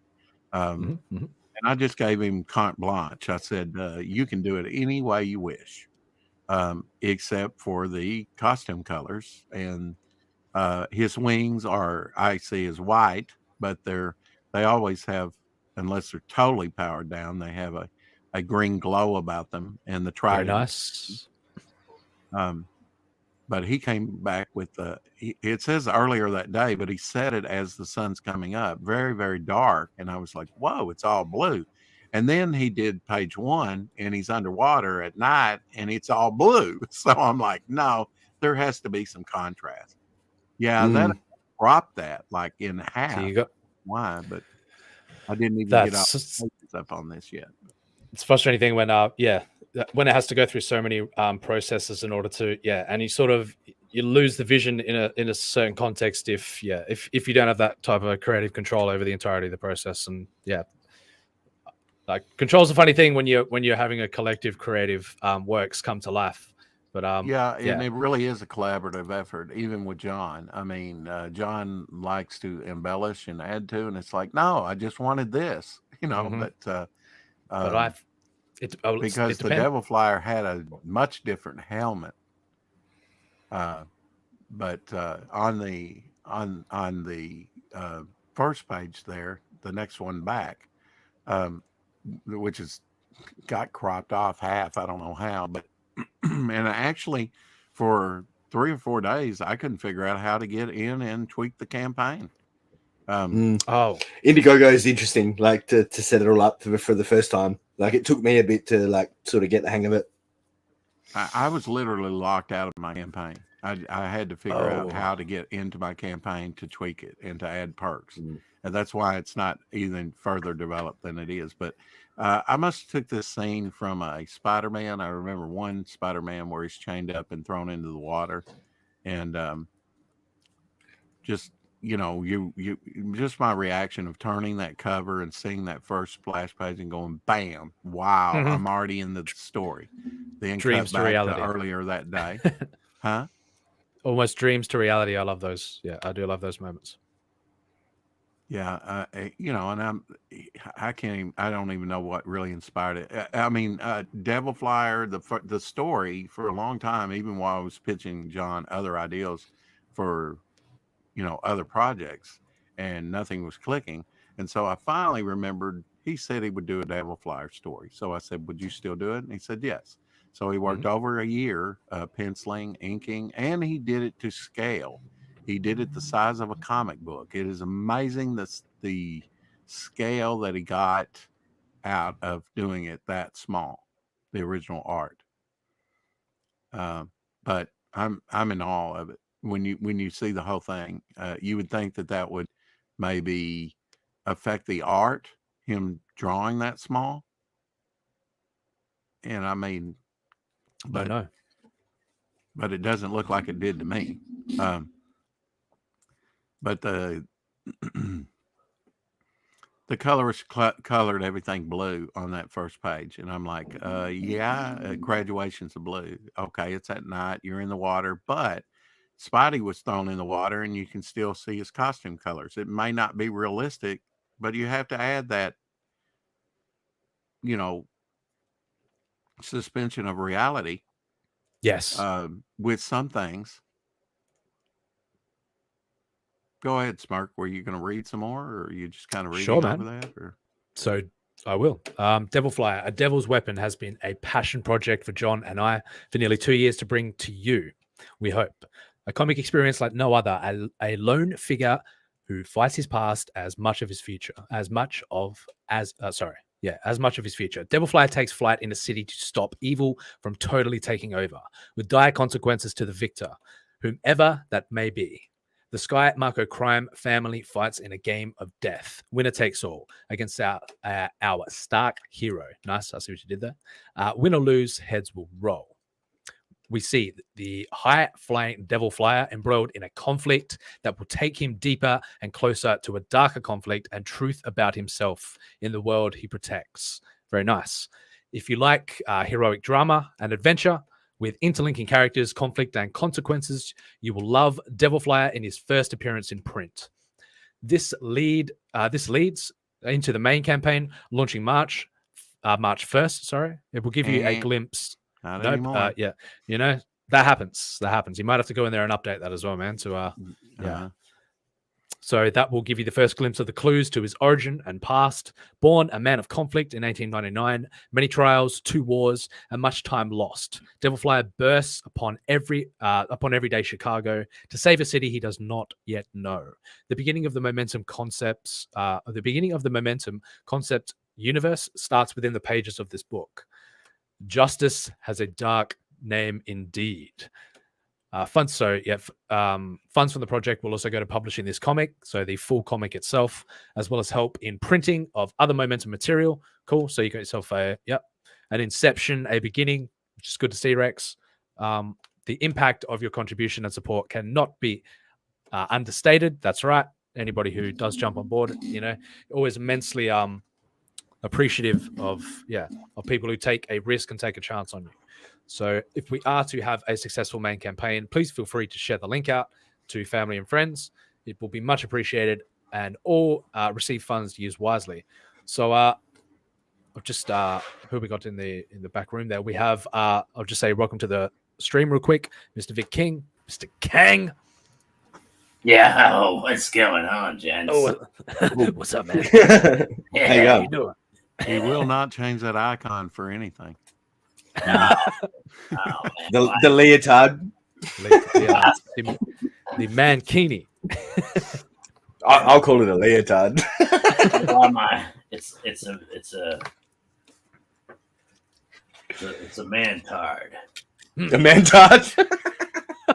But how does it ride in the crotch? Yeah. It's quite and I don't even want to know how it rides in the back, though. Fudge. Yeah. Oh, yeah. I don't know why my camera's not working. Hold on, guys. I don't know. So check out Devilfly, everyone. Links in the chat. Check it out. Highly recommend checking out Rex's work. Seems like a good guy, and it's good to have him. Good to have him on board around here. And he's a welcome face for sure. Yeah, I do a show called the 4 o'clock Shadow every day. Yeah, go ahead and play that if you want. Yeah, I was gonna say, should we? Yeah, sure. I'll give it a go.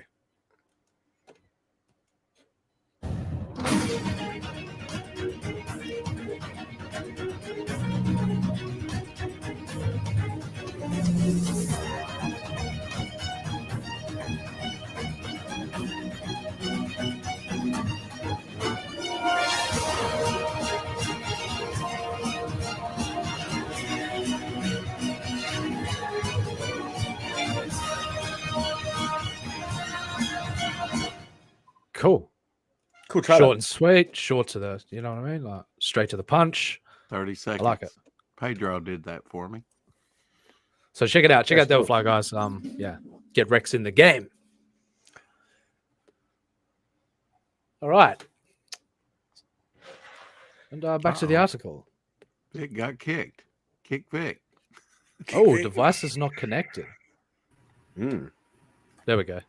There we go. He's got his salamandroid piece. He's got his inks on the salamandroid piece all sussed. I think that's going to Shadowhawk, isn't it? Oh. It is. There you go. Shout out to Patrick Hollywood in the chat. I still say he looks like he's saying, yes. Yeah. I think he's admiring his fingernails like Yeah, he's admiring the clean the blood off those. Clean the Vespa's goose out from under me nails. Is that fudge? Oh, maybe I should draw a Vespa in there. Yeah, you should put something detailed in the background there. For sure. No. A Vespa or a Vespis? When he was trying to work it all out last night, I said, "Well, how about putting a small cyber frog in there?" And he's like, Oh, you were asking. I was trying to get it done on one stream, you know. Yeah, I know, bro. And that was asking a lot.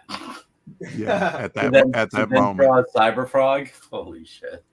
Oh yeah, he is more complex. Yeah, you can put a Vespis in there, no problem. Few of them. Oh, I gotta give him the blades, the shoulder blades. Yeah. Oh yeah. Yeah. I know what you mean. Yeah, that's what's missing. I'm sitting there going. Yeah, I just realized that when you said it. Something missing up top there, and it just clicked with me when you said draws. And I was thinking of how to draw a cyber frog, and yeah. Oh yeah.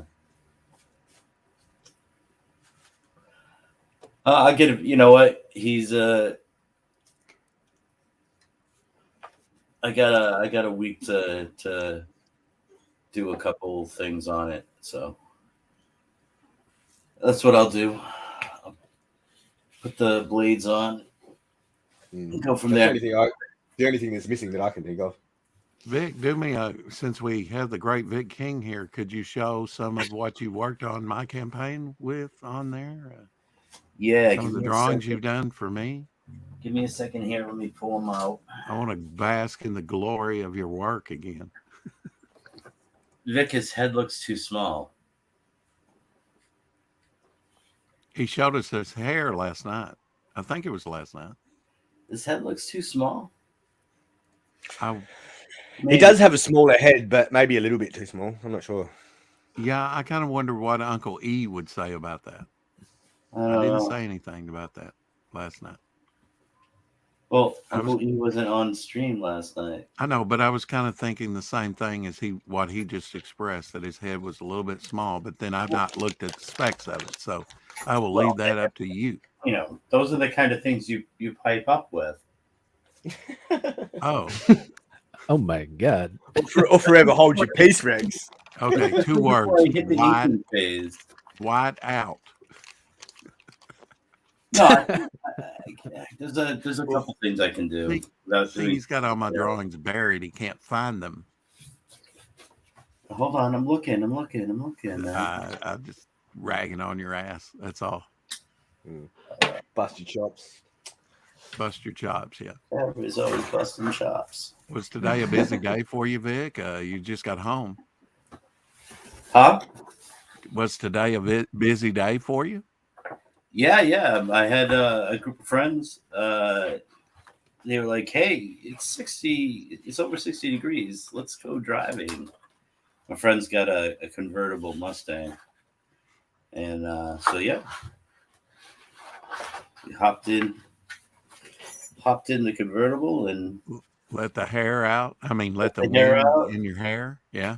Drove around. We got dinner out Nice. by the ocean, and yeah, it was beautiful.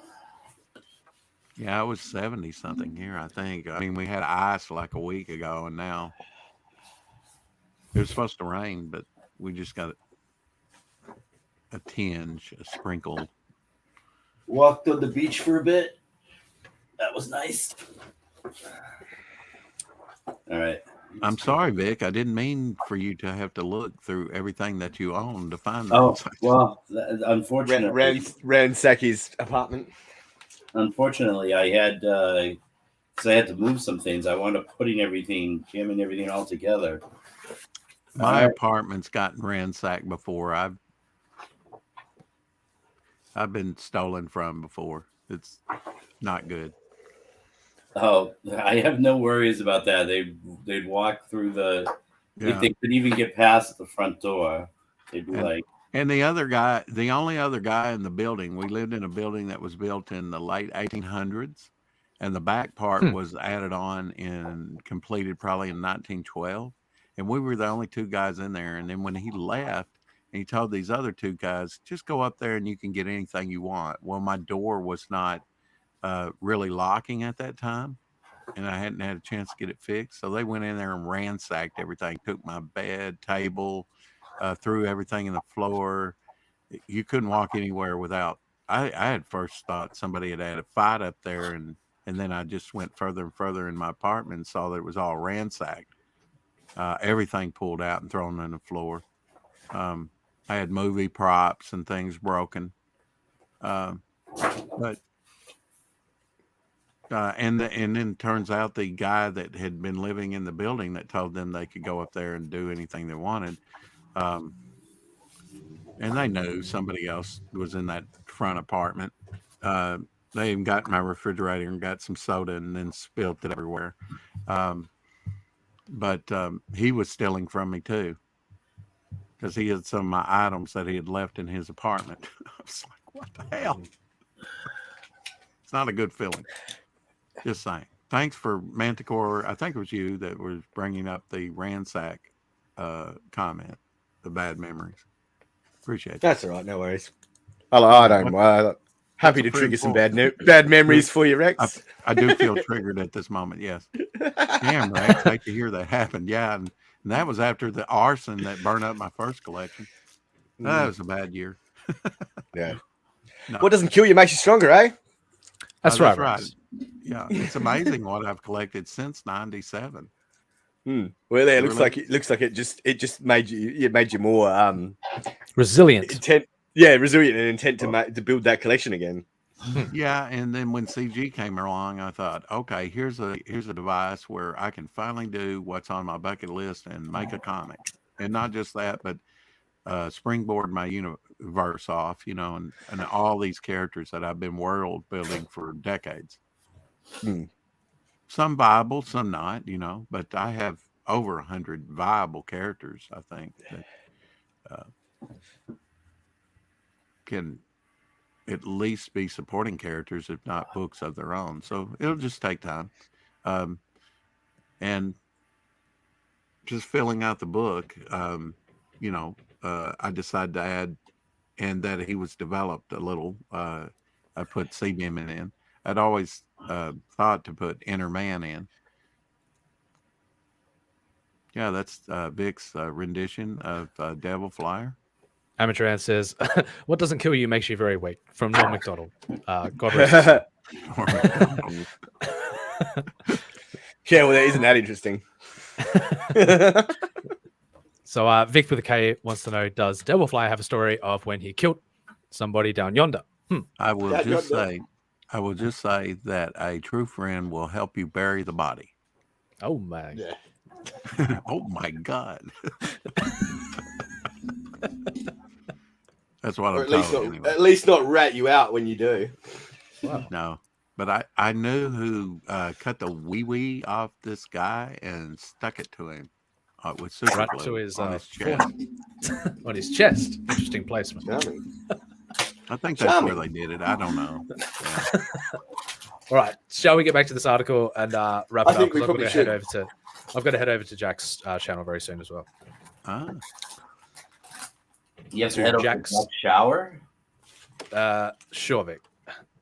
Whatever you say, Vic. Vic knows all. No, what did you say? Channel. Yeah, Wow. You can say channel weird.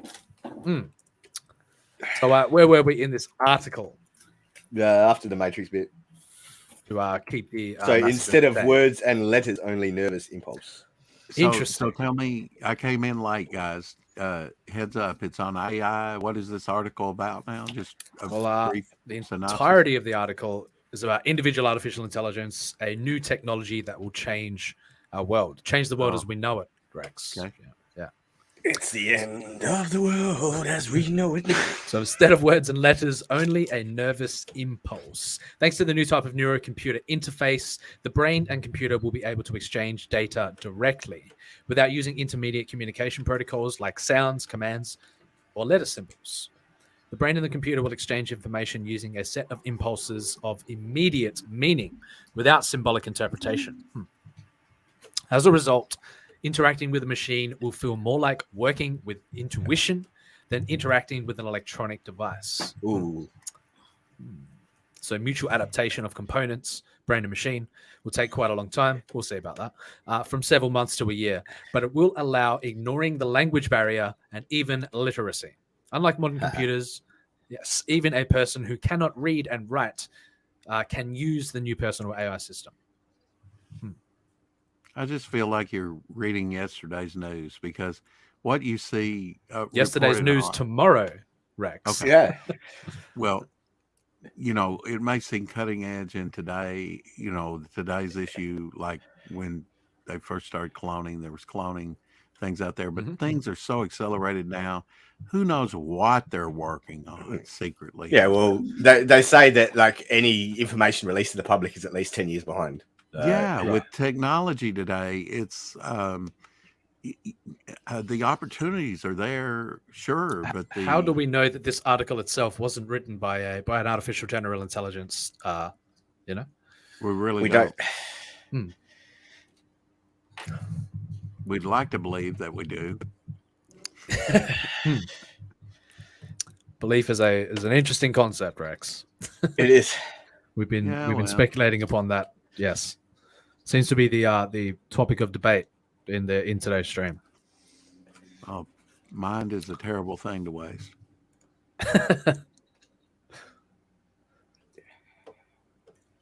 Yeah. So Eric and Boyd says yes, that definitely sounds like something Norm would say. He also says, "Oh, that doesn't sound like the potential for anything dangerous at all." No, not one bit. That's right. Then followed by hashtag Hail the AI. We may get Vic in a knot here when he's. How are you feeling about all of this personal AI? Having a personalized experience with AI. Vic? Up close and personalized. Somehow, I that think much. He's muted. They would say that cut your hair, get a job. I don't know. Get a job. God. He's got a job, Rex. He's living his dreams. That's right. Yeah. Isn't that ultimately the objective that we're all attempting to aspire towards? You get around one here? shot at this world, and you better make the most of it. And Amen, brother. You better have a nice work ethic. And it took me decades to learn that. Likewise. Not only a work ethic, but some solid principles. Because things can inevitably seem like a grind sometimes. But when you've got when you've got the backing of your dreams behind you, propelling you into your new frontier, you can accomplish a lot. Yeah, a true dreamer. But there really is when the what do they say? When the metal hits the road or something. I mean, when the shit hits the fan. Okay, that too. Yeah, you just have to. There's obstacles that we all have to overcome in life, and coping is one of those. Just coping with day-to-day life, and I guess you have to get into a routine that works for you and your personality, and I don't know. I've never lost the dream of aspiration. I always wanted to be remembered for something, leave a legacy. I'm in the same boat. Decades were lost because of bad decisions. Just for me not applying in the right. And even now, I mean, that's why I'm grateful to CG that, man, and just had a friend come alongside and said, yeah, we can get you to Florida. We can, if you want to go to Florida, if you want to sell this book down Florida, if you want to get it out, then we'll do it, and where it goes from here is up to your supporters. If you have any, Yes. I mean, if they like your concepts, if they like your ideas, mine is not to disappoint them. They're not going to get everything they want in one issue. You're just not. No, but you've got to have a foundation. That's why some are taking the easy route, if I can say, okay, this is going to be 80 pages. I can't even imagine doing one at that point. I'm trying to cram in as much as I can without it feeling forced. Just my own experience. You may say I'm a dreamer, Eric and Boyd. That's right. And if you've lost that dream, and a lot of us do, we get into the work market, we get out of high school, college, whatever, and we lose that. I never wanted to lose Some never realize it in the first place, Rex. They don't. No. And they never have the opportunity to. I realized we didn't all have the same Christmas, the same upbringing, if you will. And a lot of them, they just never do. They go 9 to 5 and they say this is all there is, and this is all there ever be. Some people do find a sense of accomplishment in that, in that routine approach to their existence. But some I did for a long time. Yeah. I mean, when I worked at World Color and other places, I always wanted to do the best I could, and I usually outworked everyone. Because I wanted, even when I was temporary, I would work more hours than the permanent people. Not Likewise, always. and I've been in many positions where the temptation to climb the corporate ladder is it's ultimately proves dissatisfying every single time. But to be able to aspire to accomplishing your dreams has always been the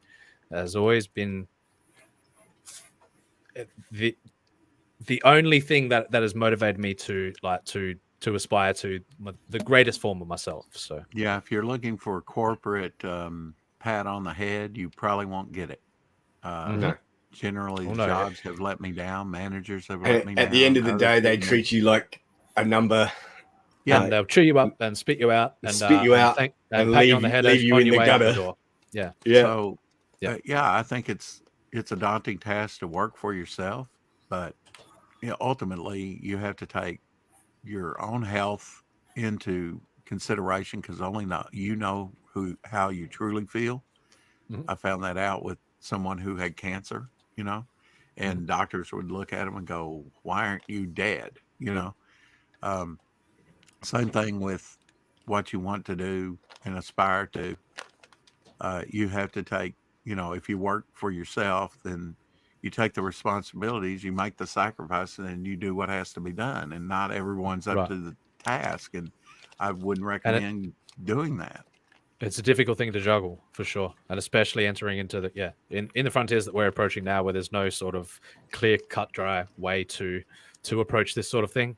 I mean, apart from there are people who have laid that foundation and paved the way, but what's going on behind the scenes, what's going on in the mind is just as difficult challenge to overcome as maintaining that routine to And then at the end of the day, everyone has to forge their own path to success. Nobody's going to do it for you. Nobody's going to. Well, some people are just lucky when somebody comes along and forges a little bit of a path for them. And I think what we're seeing, I gave my money to Nike. I gave my money to Amazon. I gave my money to whatever corporation, and they misused it, or they used it against me to gatekeep me in some way, or to monitor me in some way. I think we're finding out that there's a deeper level here, that our money is being used against us in this consumer reality.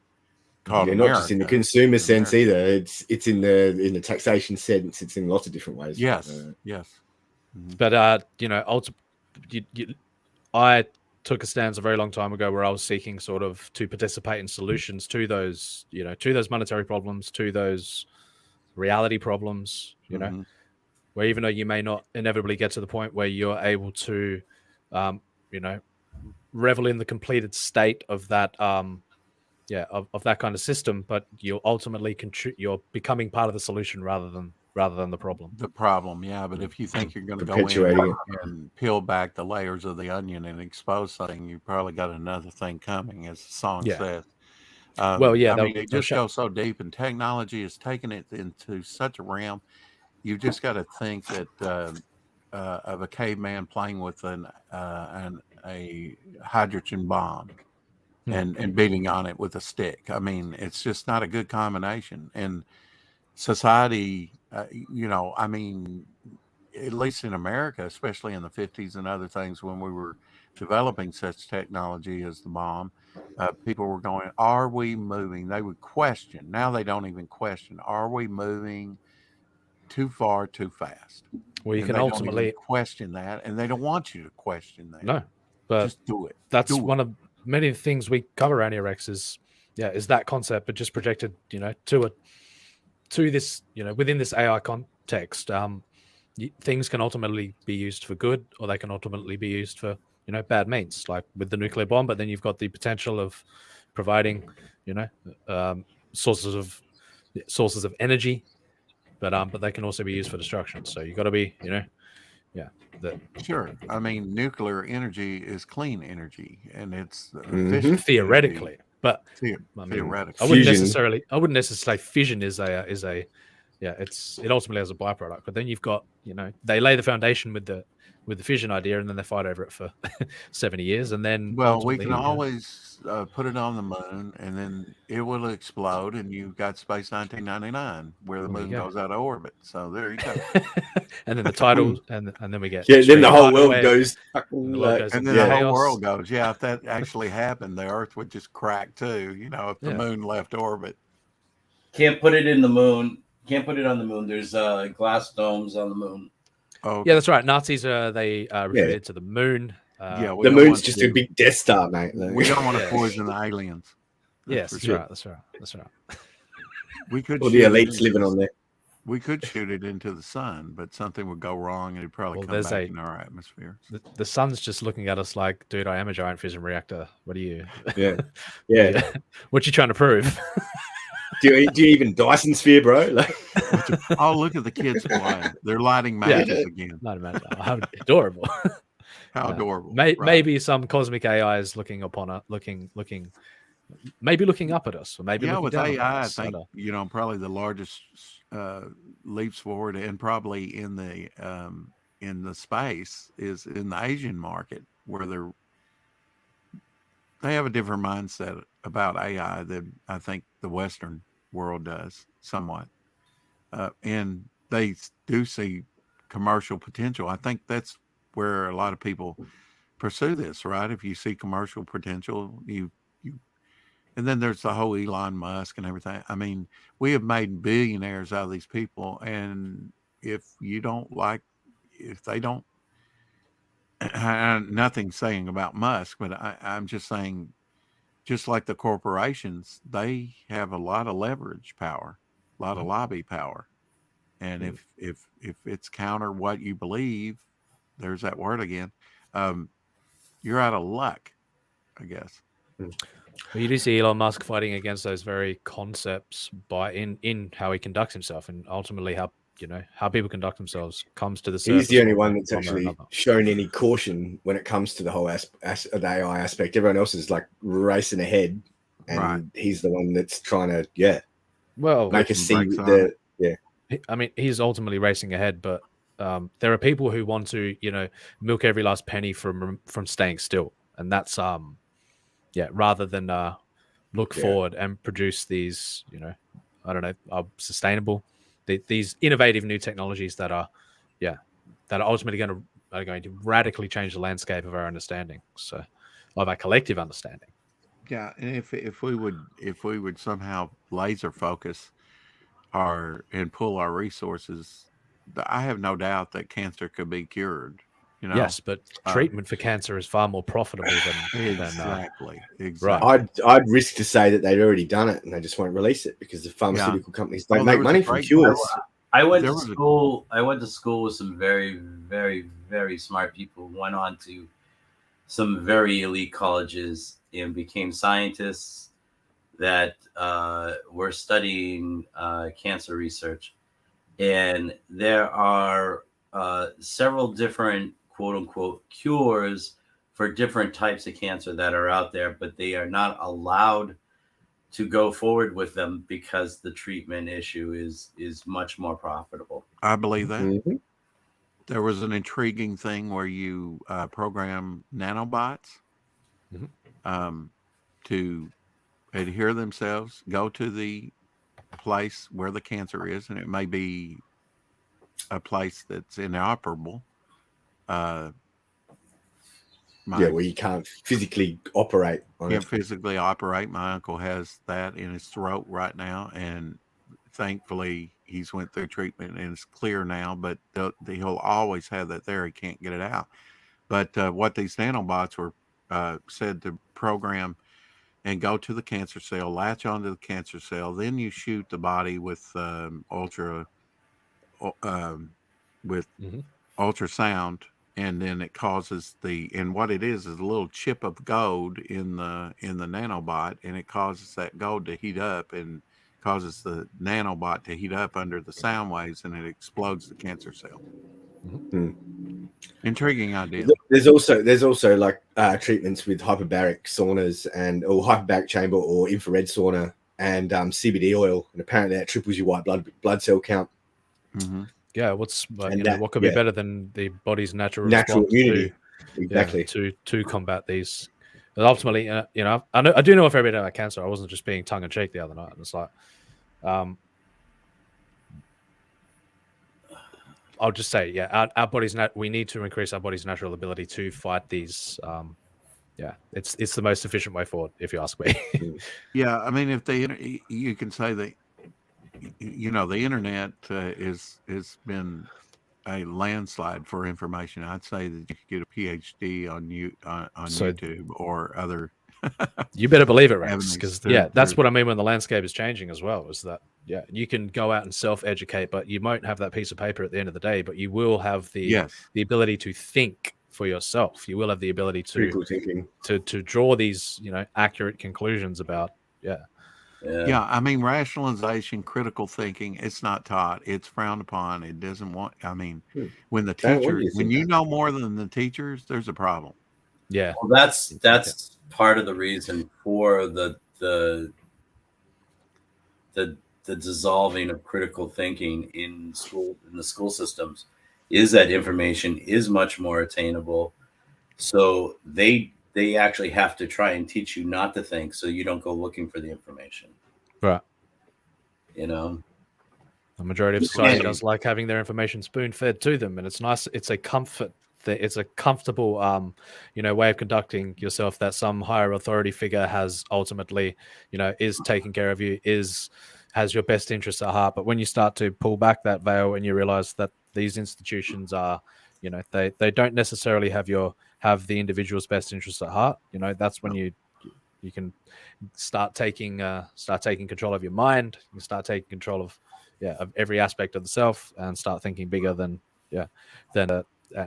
start turning your mind back on rather than at some point you thought you had a grasp on what was going on. Oh, well, that corporation or that business or this government entity is just greedy, or this or that's going on. I don't know what the hell is going on in some of these cases. Mm-hmm. Yeah, because it's I do think this start of the 21st century is going to be looked at as a backward dark age if Agreed. If the right people finally correct things in the future. There will be. They always have those. Yeah, the floodgates of like the Renaissance idea. It always happens. It's a natural trend in human psychology. It inevitably happens. That they can only build the dams so much before they before they break. Yeah, before it busts its banks and fucking starts to flow. Well, you had the American Revolution. That's right. And then you had the revolution in France. They were vastly different. And then, one resulted in chaotic violence, and the other, resulted in a true, realignment of at a foundational revolutionary sense. It birthed a new paradigm, and that's what, that's you come out of the dark ages into an age of enlightenment, right? But only in certain parts of the world. Well, decades and maybe 100 years or more would go in some places, and they were still in the dark ages. But you can see this occurring at a global collective level with the digital, with the internet, the age of information. And the more they are trying, and I use that term "they" very loosely, but they're trying to the keep everybody everybody in line, to stick to your traditional ways of thinking, to not to lock yourself out, to That's why censorship and all that shit's become such a big weapon now.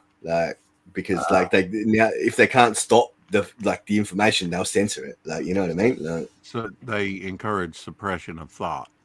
Mm-hmm. And co-collaboration at a wide collective level. So they, and I say that loosely, whoever they are right. Scared of us getting together and really hashing things about, because they want control. Yes, and the more they can divide, it is the old story of Metropolis. Right. It's divide and conquer, art of war. and I think maybe in the beginning of the 20th century, like the old movie that's about 100 years old, Metropolis, you see that. I mean, you had the elites, and then you had the people that worked in a grunge, just as robots almost, filing forth, going to work, coming back from work, and the ones on top oblivious of what was sustaining them, sustaining their heating and air and their water. Those Elysium dwellers. Yes.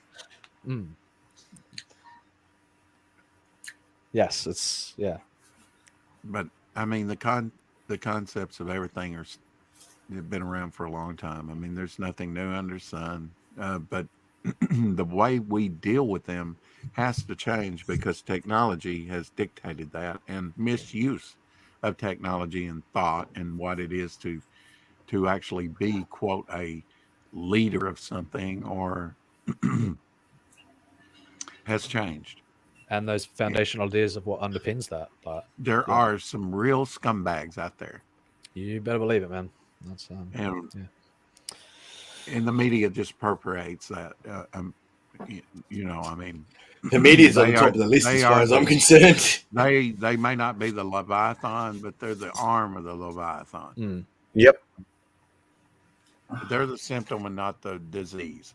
We need to get to the root of the disease. Everybody wants to, and cut it out because it's ruining like society. A cancer. Yeah. Maybe we need to get some nanomachines hooked up to that, to that cancerous system, and with some gold nanoparticles, and no. Now that sounds like that's revolutionary talk, gentlemen. That's we better keep a hush hush around here. We better self-censor ourselves before we get ourselves into too much trouble, right? Somebody's watching you. There's always someone watching, Rex. I know. I talked to the guy in the mirror today.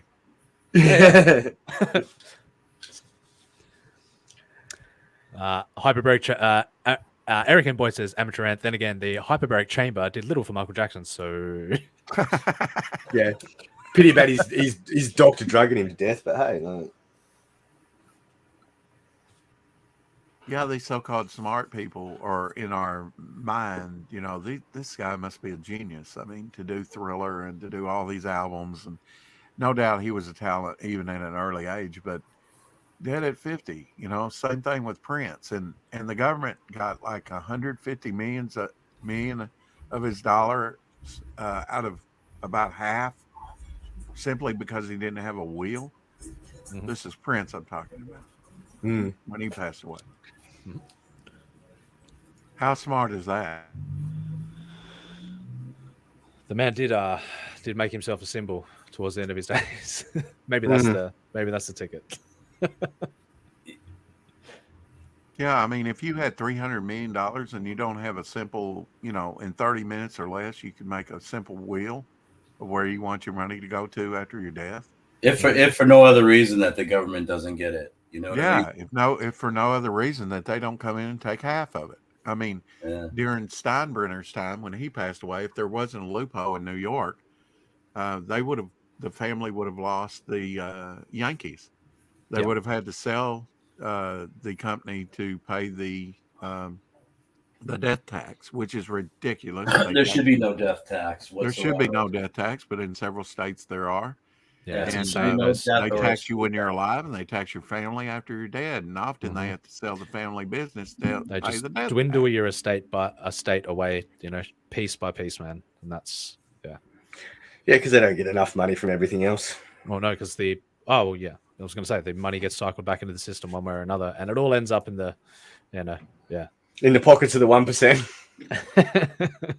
All that 1% is just is propaganda, in my opinion. No, it's not. It really isn't. Oh, okay. Look at the world and how it functions. Like, and tell me that it's propaganda. Well, there's elite. I'm just saying there are elites. There are the Rothschilds, and there are prestigious elite families whose estates have carried on for hundreds of years that control a small percentage of the wealth, a large trillions percentage of dollars. Yes, trillions. In context to but you know, you get struck talking about that kind of thing, you know.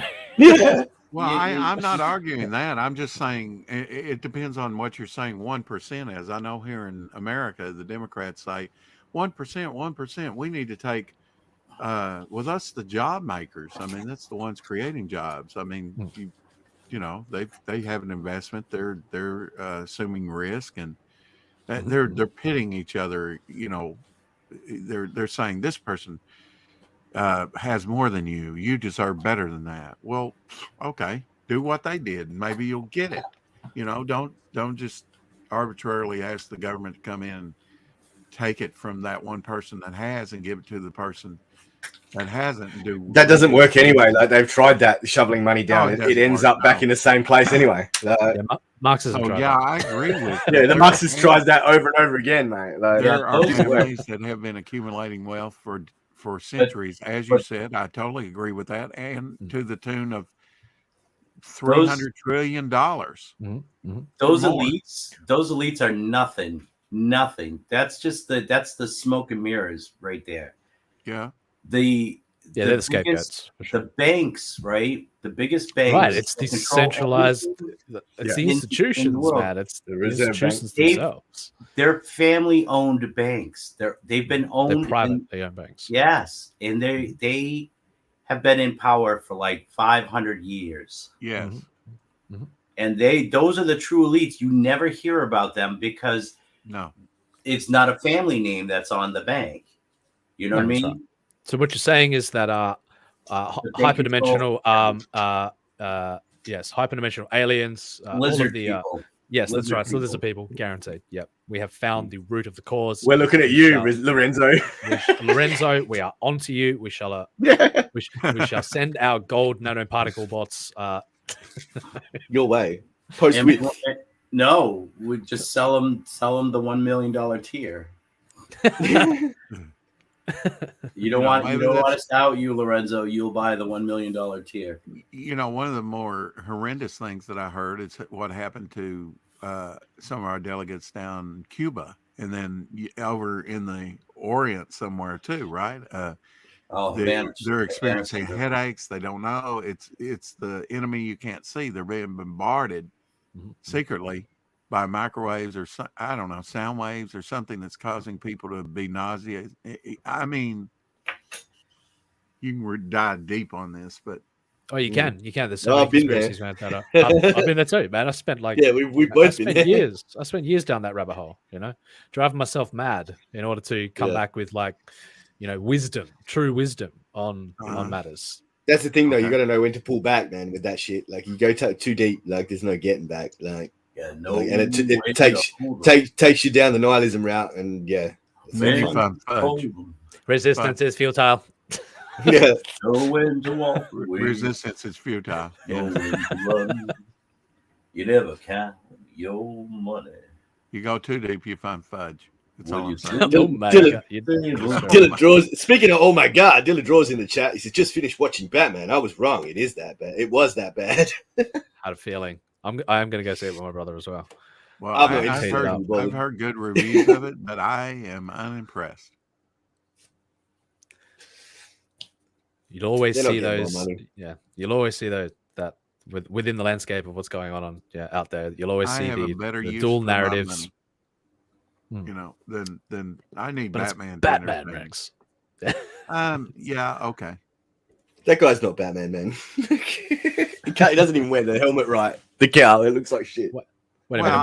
Why are we supporting a hyper elite fictional character who exacts his own justice and vengeance on the poor lower class? I can't get Twilight out of my mind. Twilight. Oh God. Are you saying that Twilight. Batman was? Who was? Oh right, yeah, Pattinson. Yeah. Oh, he was, that guy. Pattinson, I can't get that out of my mind. Sparkly vampire. I wish they would do something different with Batman, and they did have in the comics several times, and make him a vampire.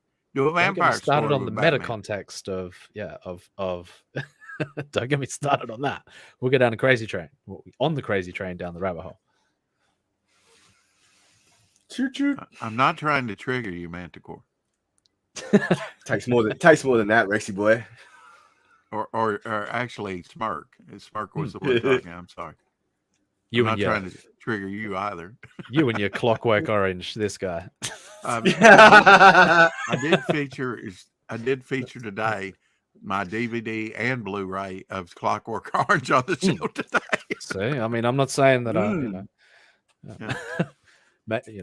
make up your own minds. Stanley Kubrick, genius behind the. He certainly was. Camera, a deep thinker, no doubt. Yeah, sitting on the top Way of the ahead shelf. of his You time. know, It would be amazing to see a Stanley Kubrick today and what he would do in film. Mm-hmm. I don't think that. Yeah, they realized, and again, they realized the shitstorm that's created out of those type of at the collective level of those when those kind of thinkers end up projecting their minds onto the screen. So you got to start somewhere, right? Excuse me, what? What? Say again? Nothing, man. Never mind. It's all gobbledygook. It's all hogwash. Never mind. Cattywampus. Cattywampus. Okay. I will tell you where I buried the body. But before that, let's finish the article. Yeah. Shall we? That's what I was just you want to know where Rex great minds Rex think alike. buried the body? Stick around after the article. Back Devil Flyer today. No. Yeah. not just an interface. The neurocomputer interface, although the most important part of the complex, is not the only feature of the new artificial intelligence system. When we say a machine or electronic component of symbiosis, and a very important word here, symbiosis, with man and a machine, or man and AI, or man and the higher cosmic self, however you choose to frame it, in whatever, however it makes you happy. We are talking about whatever floats your boat. That's it. Whatever metaphor, deeply laced metaphor you choose to articulate through.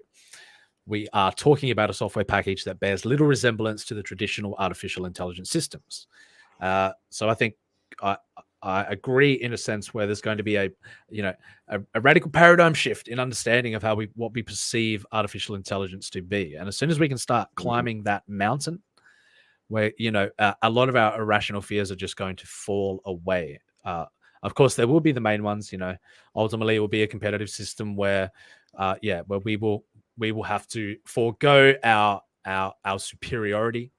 We will have to realize that there are not just potentially forces, but things that we can create that are far beyond our level of understanding, far beyond our comprehension within the universe and how it operates at its fundamental level, and how it and how we perceive ourselves and our position within the universe. Well said. So the core, I'll just go back to the chat as well, and just we have been neglecting our dear members of the chat for a little while, talking amongst ourselves. I've seen some interesting comments fly by, but I didn't want to derail the conversation because it was ultimately leading to not only some bonding experiences for all of us here on the panel today, but just some interesting talking points to ultimately agree upon. So Sergeant Green is people. Oh my, it is. I saw that punchline at the end of the film.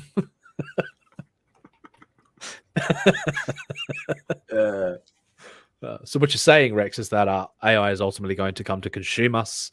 That we are. No. We need to start climbing that mountain as soon as possible. So, well, definitely we need to keep an eye on it. But who's watching who now? I mean, it's ridiculous. I mean, the crazies are in power, at least in this country, and that means all around the world ultimately.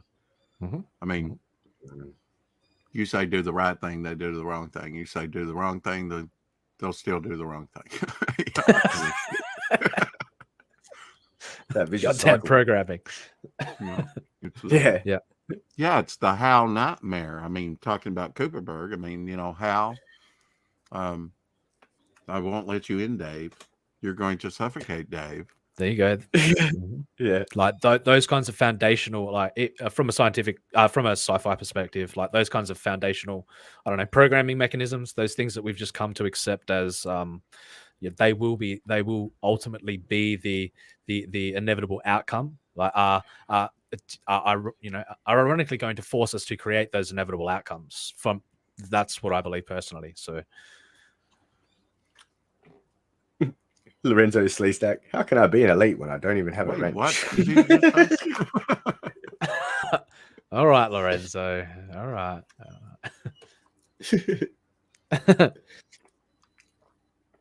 I think you offended him by saying he was a scaly person or something. No, but I mean, that's a good point. Science fiction has always pointed the way to the dangers of what the future might hold. Are we seeing that today?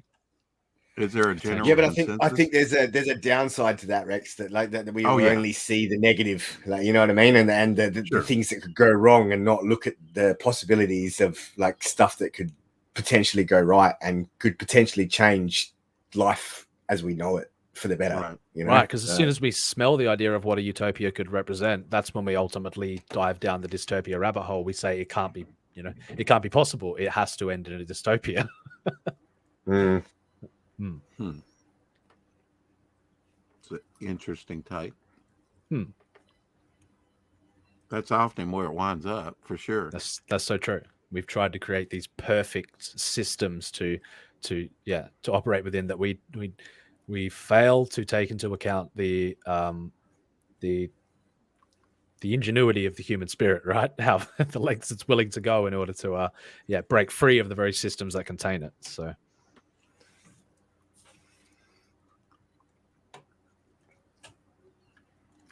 I got nothing. Well, it does sound like the end of the story. There's a first time for everything.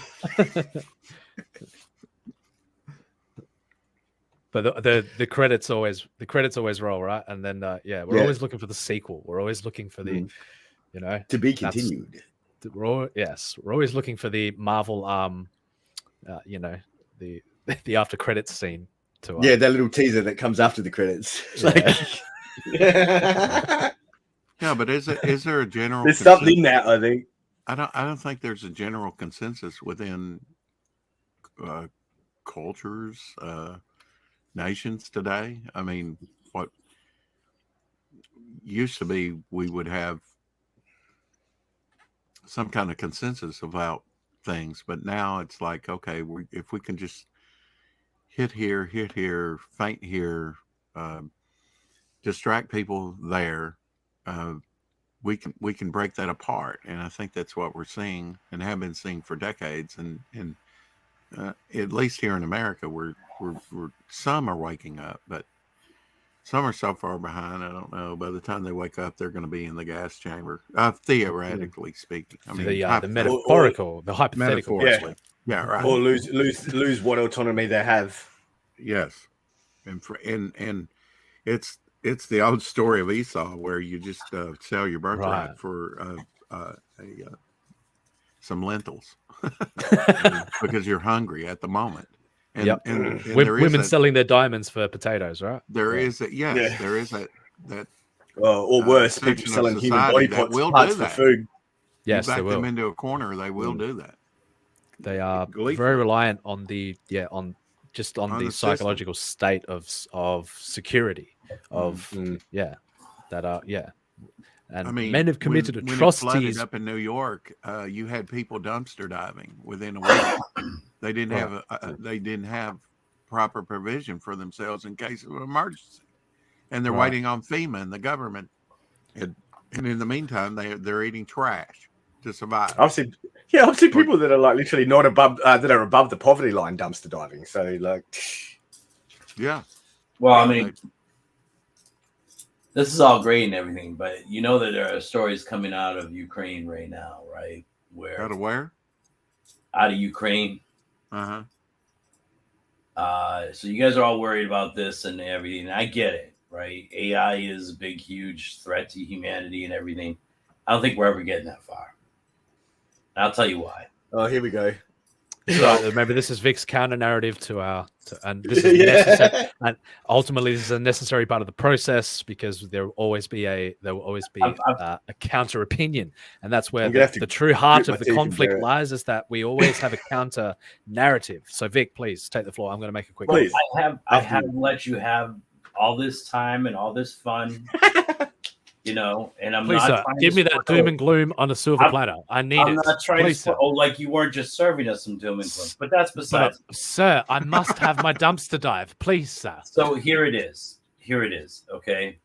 So multiple reports are coming out of the Ukraine that the dead, right, from all the fighting and everything, these fighters and civilians that are getting killed are rising from the dead. They are literally getting out of their body bags and getting up and walking. I got nothing. Do you have any proof to back this up, Vic? Yes, actually, Ryan Carnell provided some in the vault earlier tonight. All right, we will get there, and I'll just say, Rex, now is the perfect time to plug your one-armed zombie story. Go. One-armed.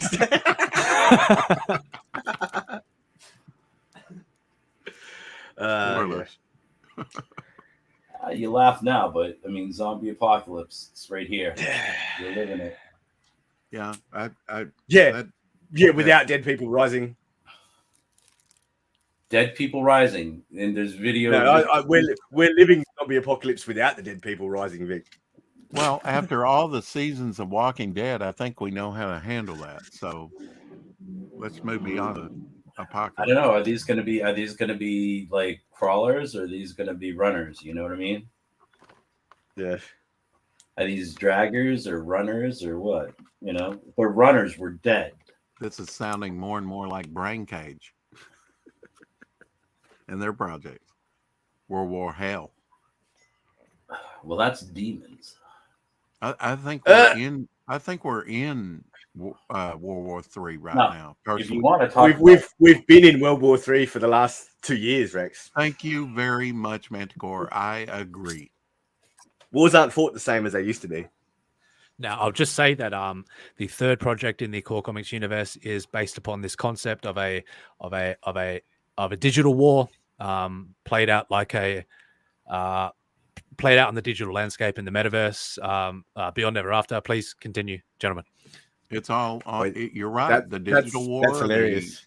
The biological warfare. It's on different fronts. That's what I'm saying. We're being overrun and inundated. The average person that has some sort of sensibility and sanity about them nowadays, and there will be losses on both sides. That's all I can say.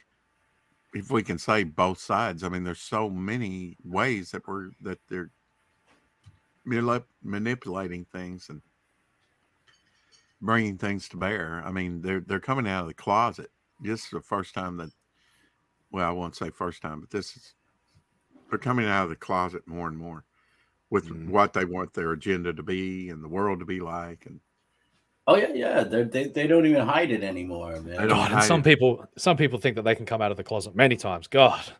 Yeah, you only do it once, man. You only do it once. Jesus Christ. No. Hashtag Manticore, hashtag Smart. What the?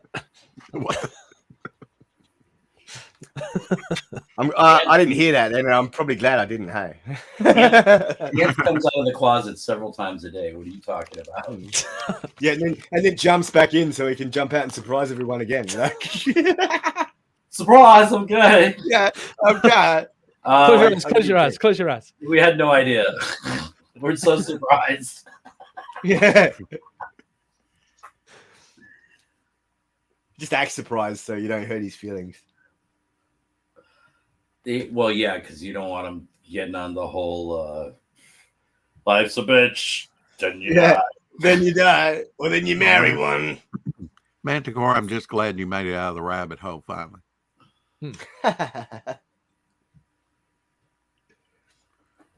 Because you definitely you can definitely do a deep dive on a lot of these subjects. I have where dove it takes deep, you, Rex. where it leads is. I've been to the bottom of the ocean. lowest depths there is.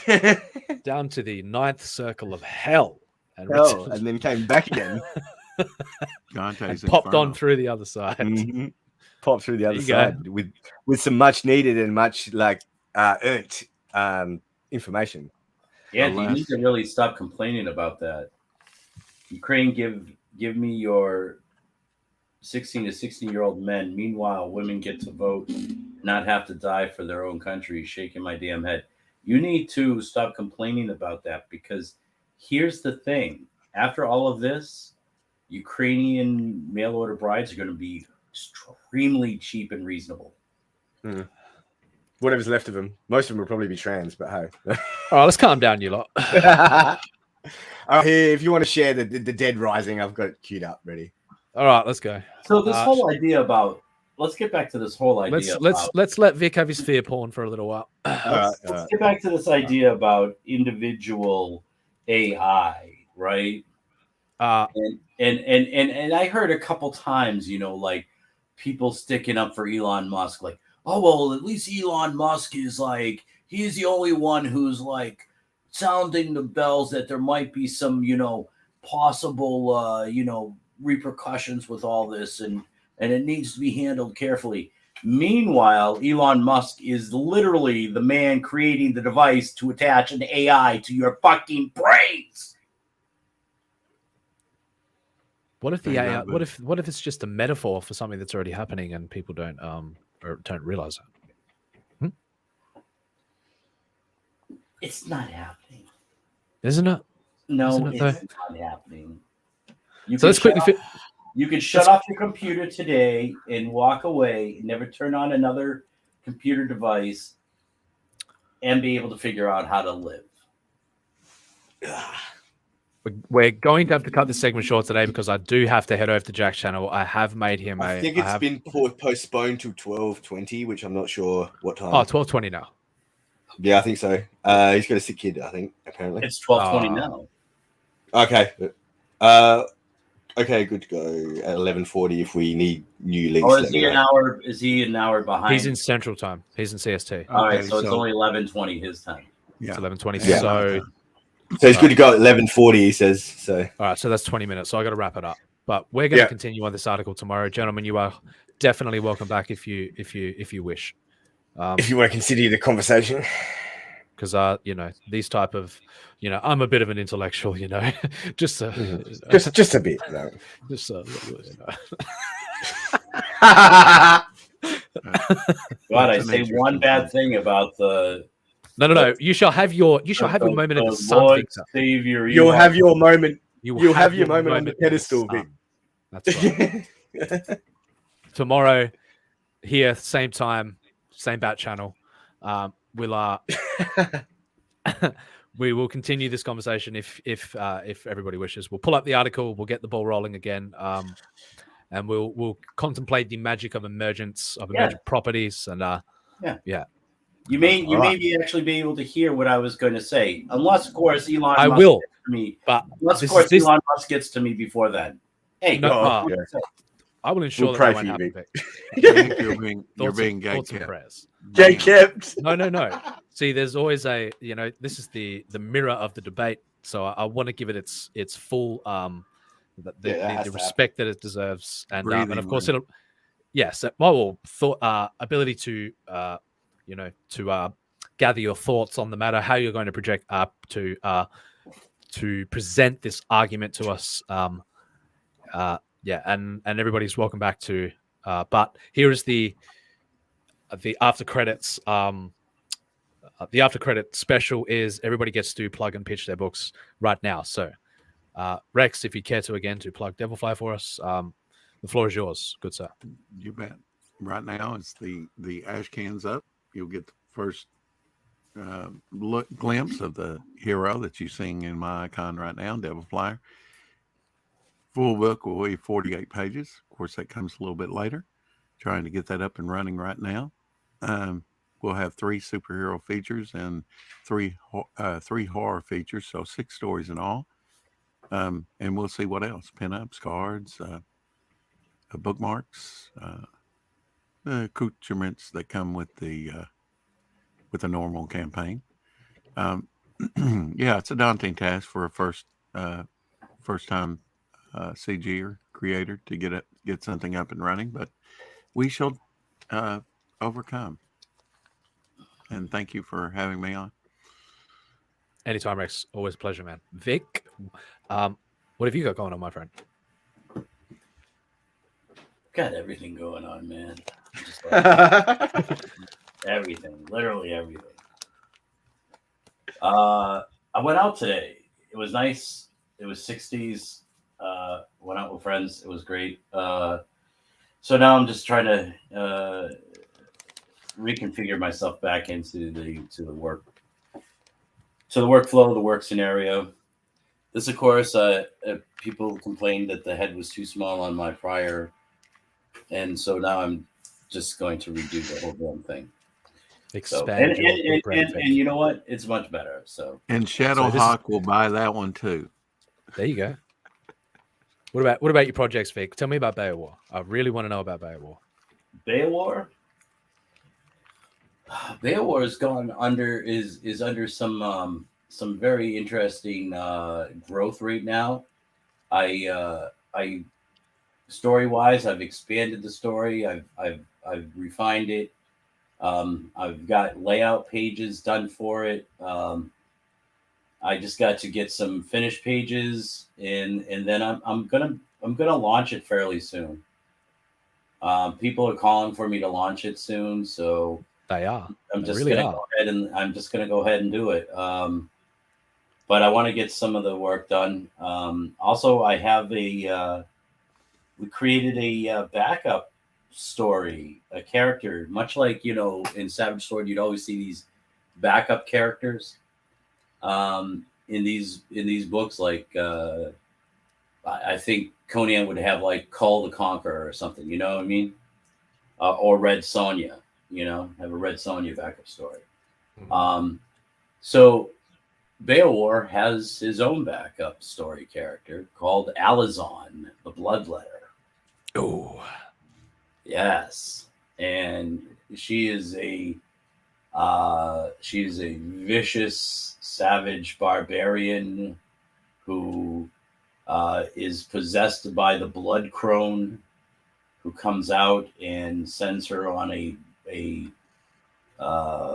murderous, rampaging berserker rage. It's pretty cool. And that'll be color me intrigued.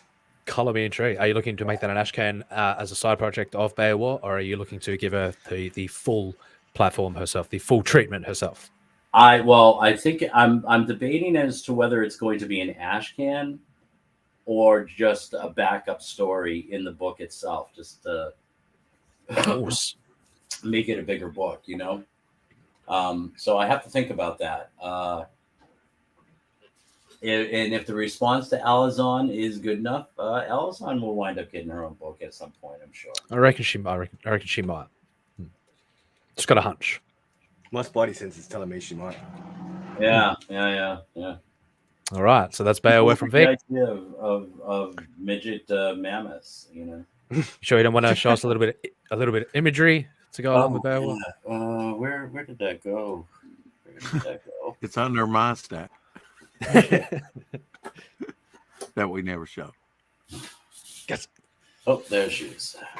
Ryan Cardinal says, comic books? This sounds like a bunch of stuff that people are just making up. What's that mean? What do you mean by that? This is Alizon, the Bloodletter. And the two swords can become one, correct, Vic? They connect and they become They become a double-bladed staff. Yeah, that's kick ass. Yeah. Girthy sword. No, not a girthy sword, a double-bladed staff. Oh, okay. So it becomes engorged and larger. No, nothing becomes engorged. Oh. Need to flesh out those details. Flesh out those details a bit, Vic. Is that your mammoth, or are you just happy to see me? Oh my god! Oh my god! Oh my god! I'm gonna get that. Hang on, I'll do that. Somebody actually took it long enough. Quick, because your pitch is up next, Medical. All right, I'm done. God. Oh my. Oh wait, God. Re-Animate. Oh my god. Yeah, I'll do that. Oh my. There's a right way and a wrong way to move your head back and forth, like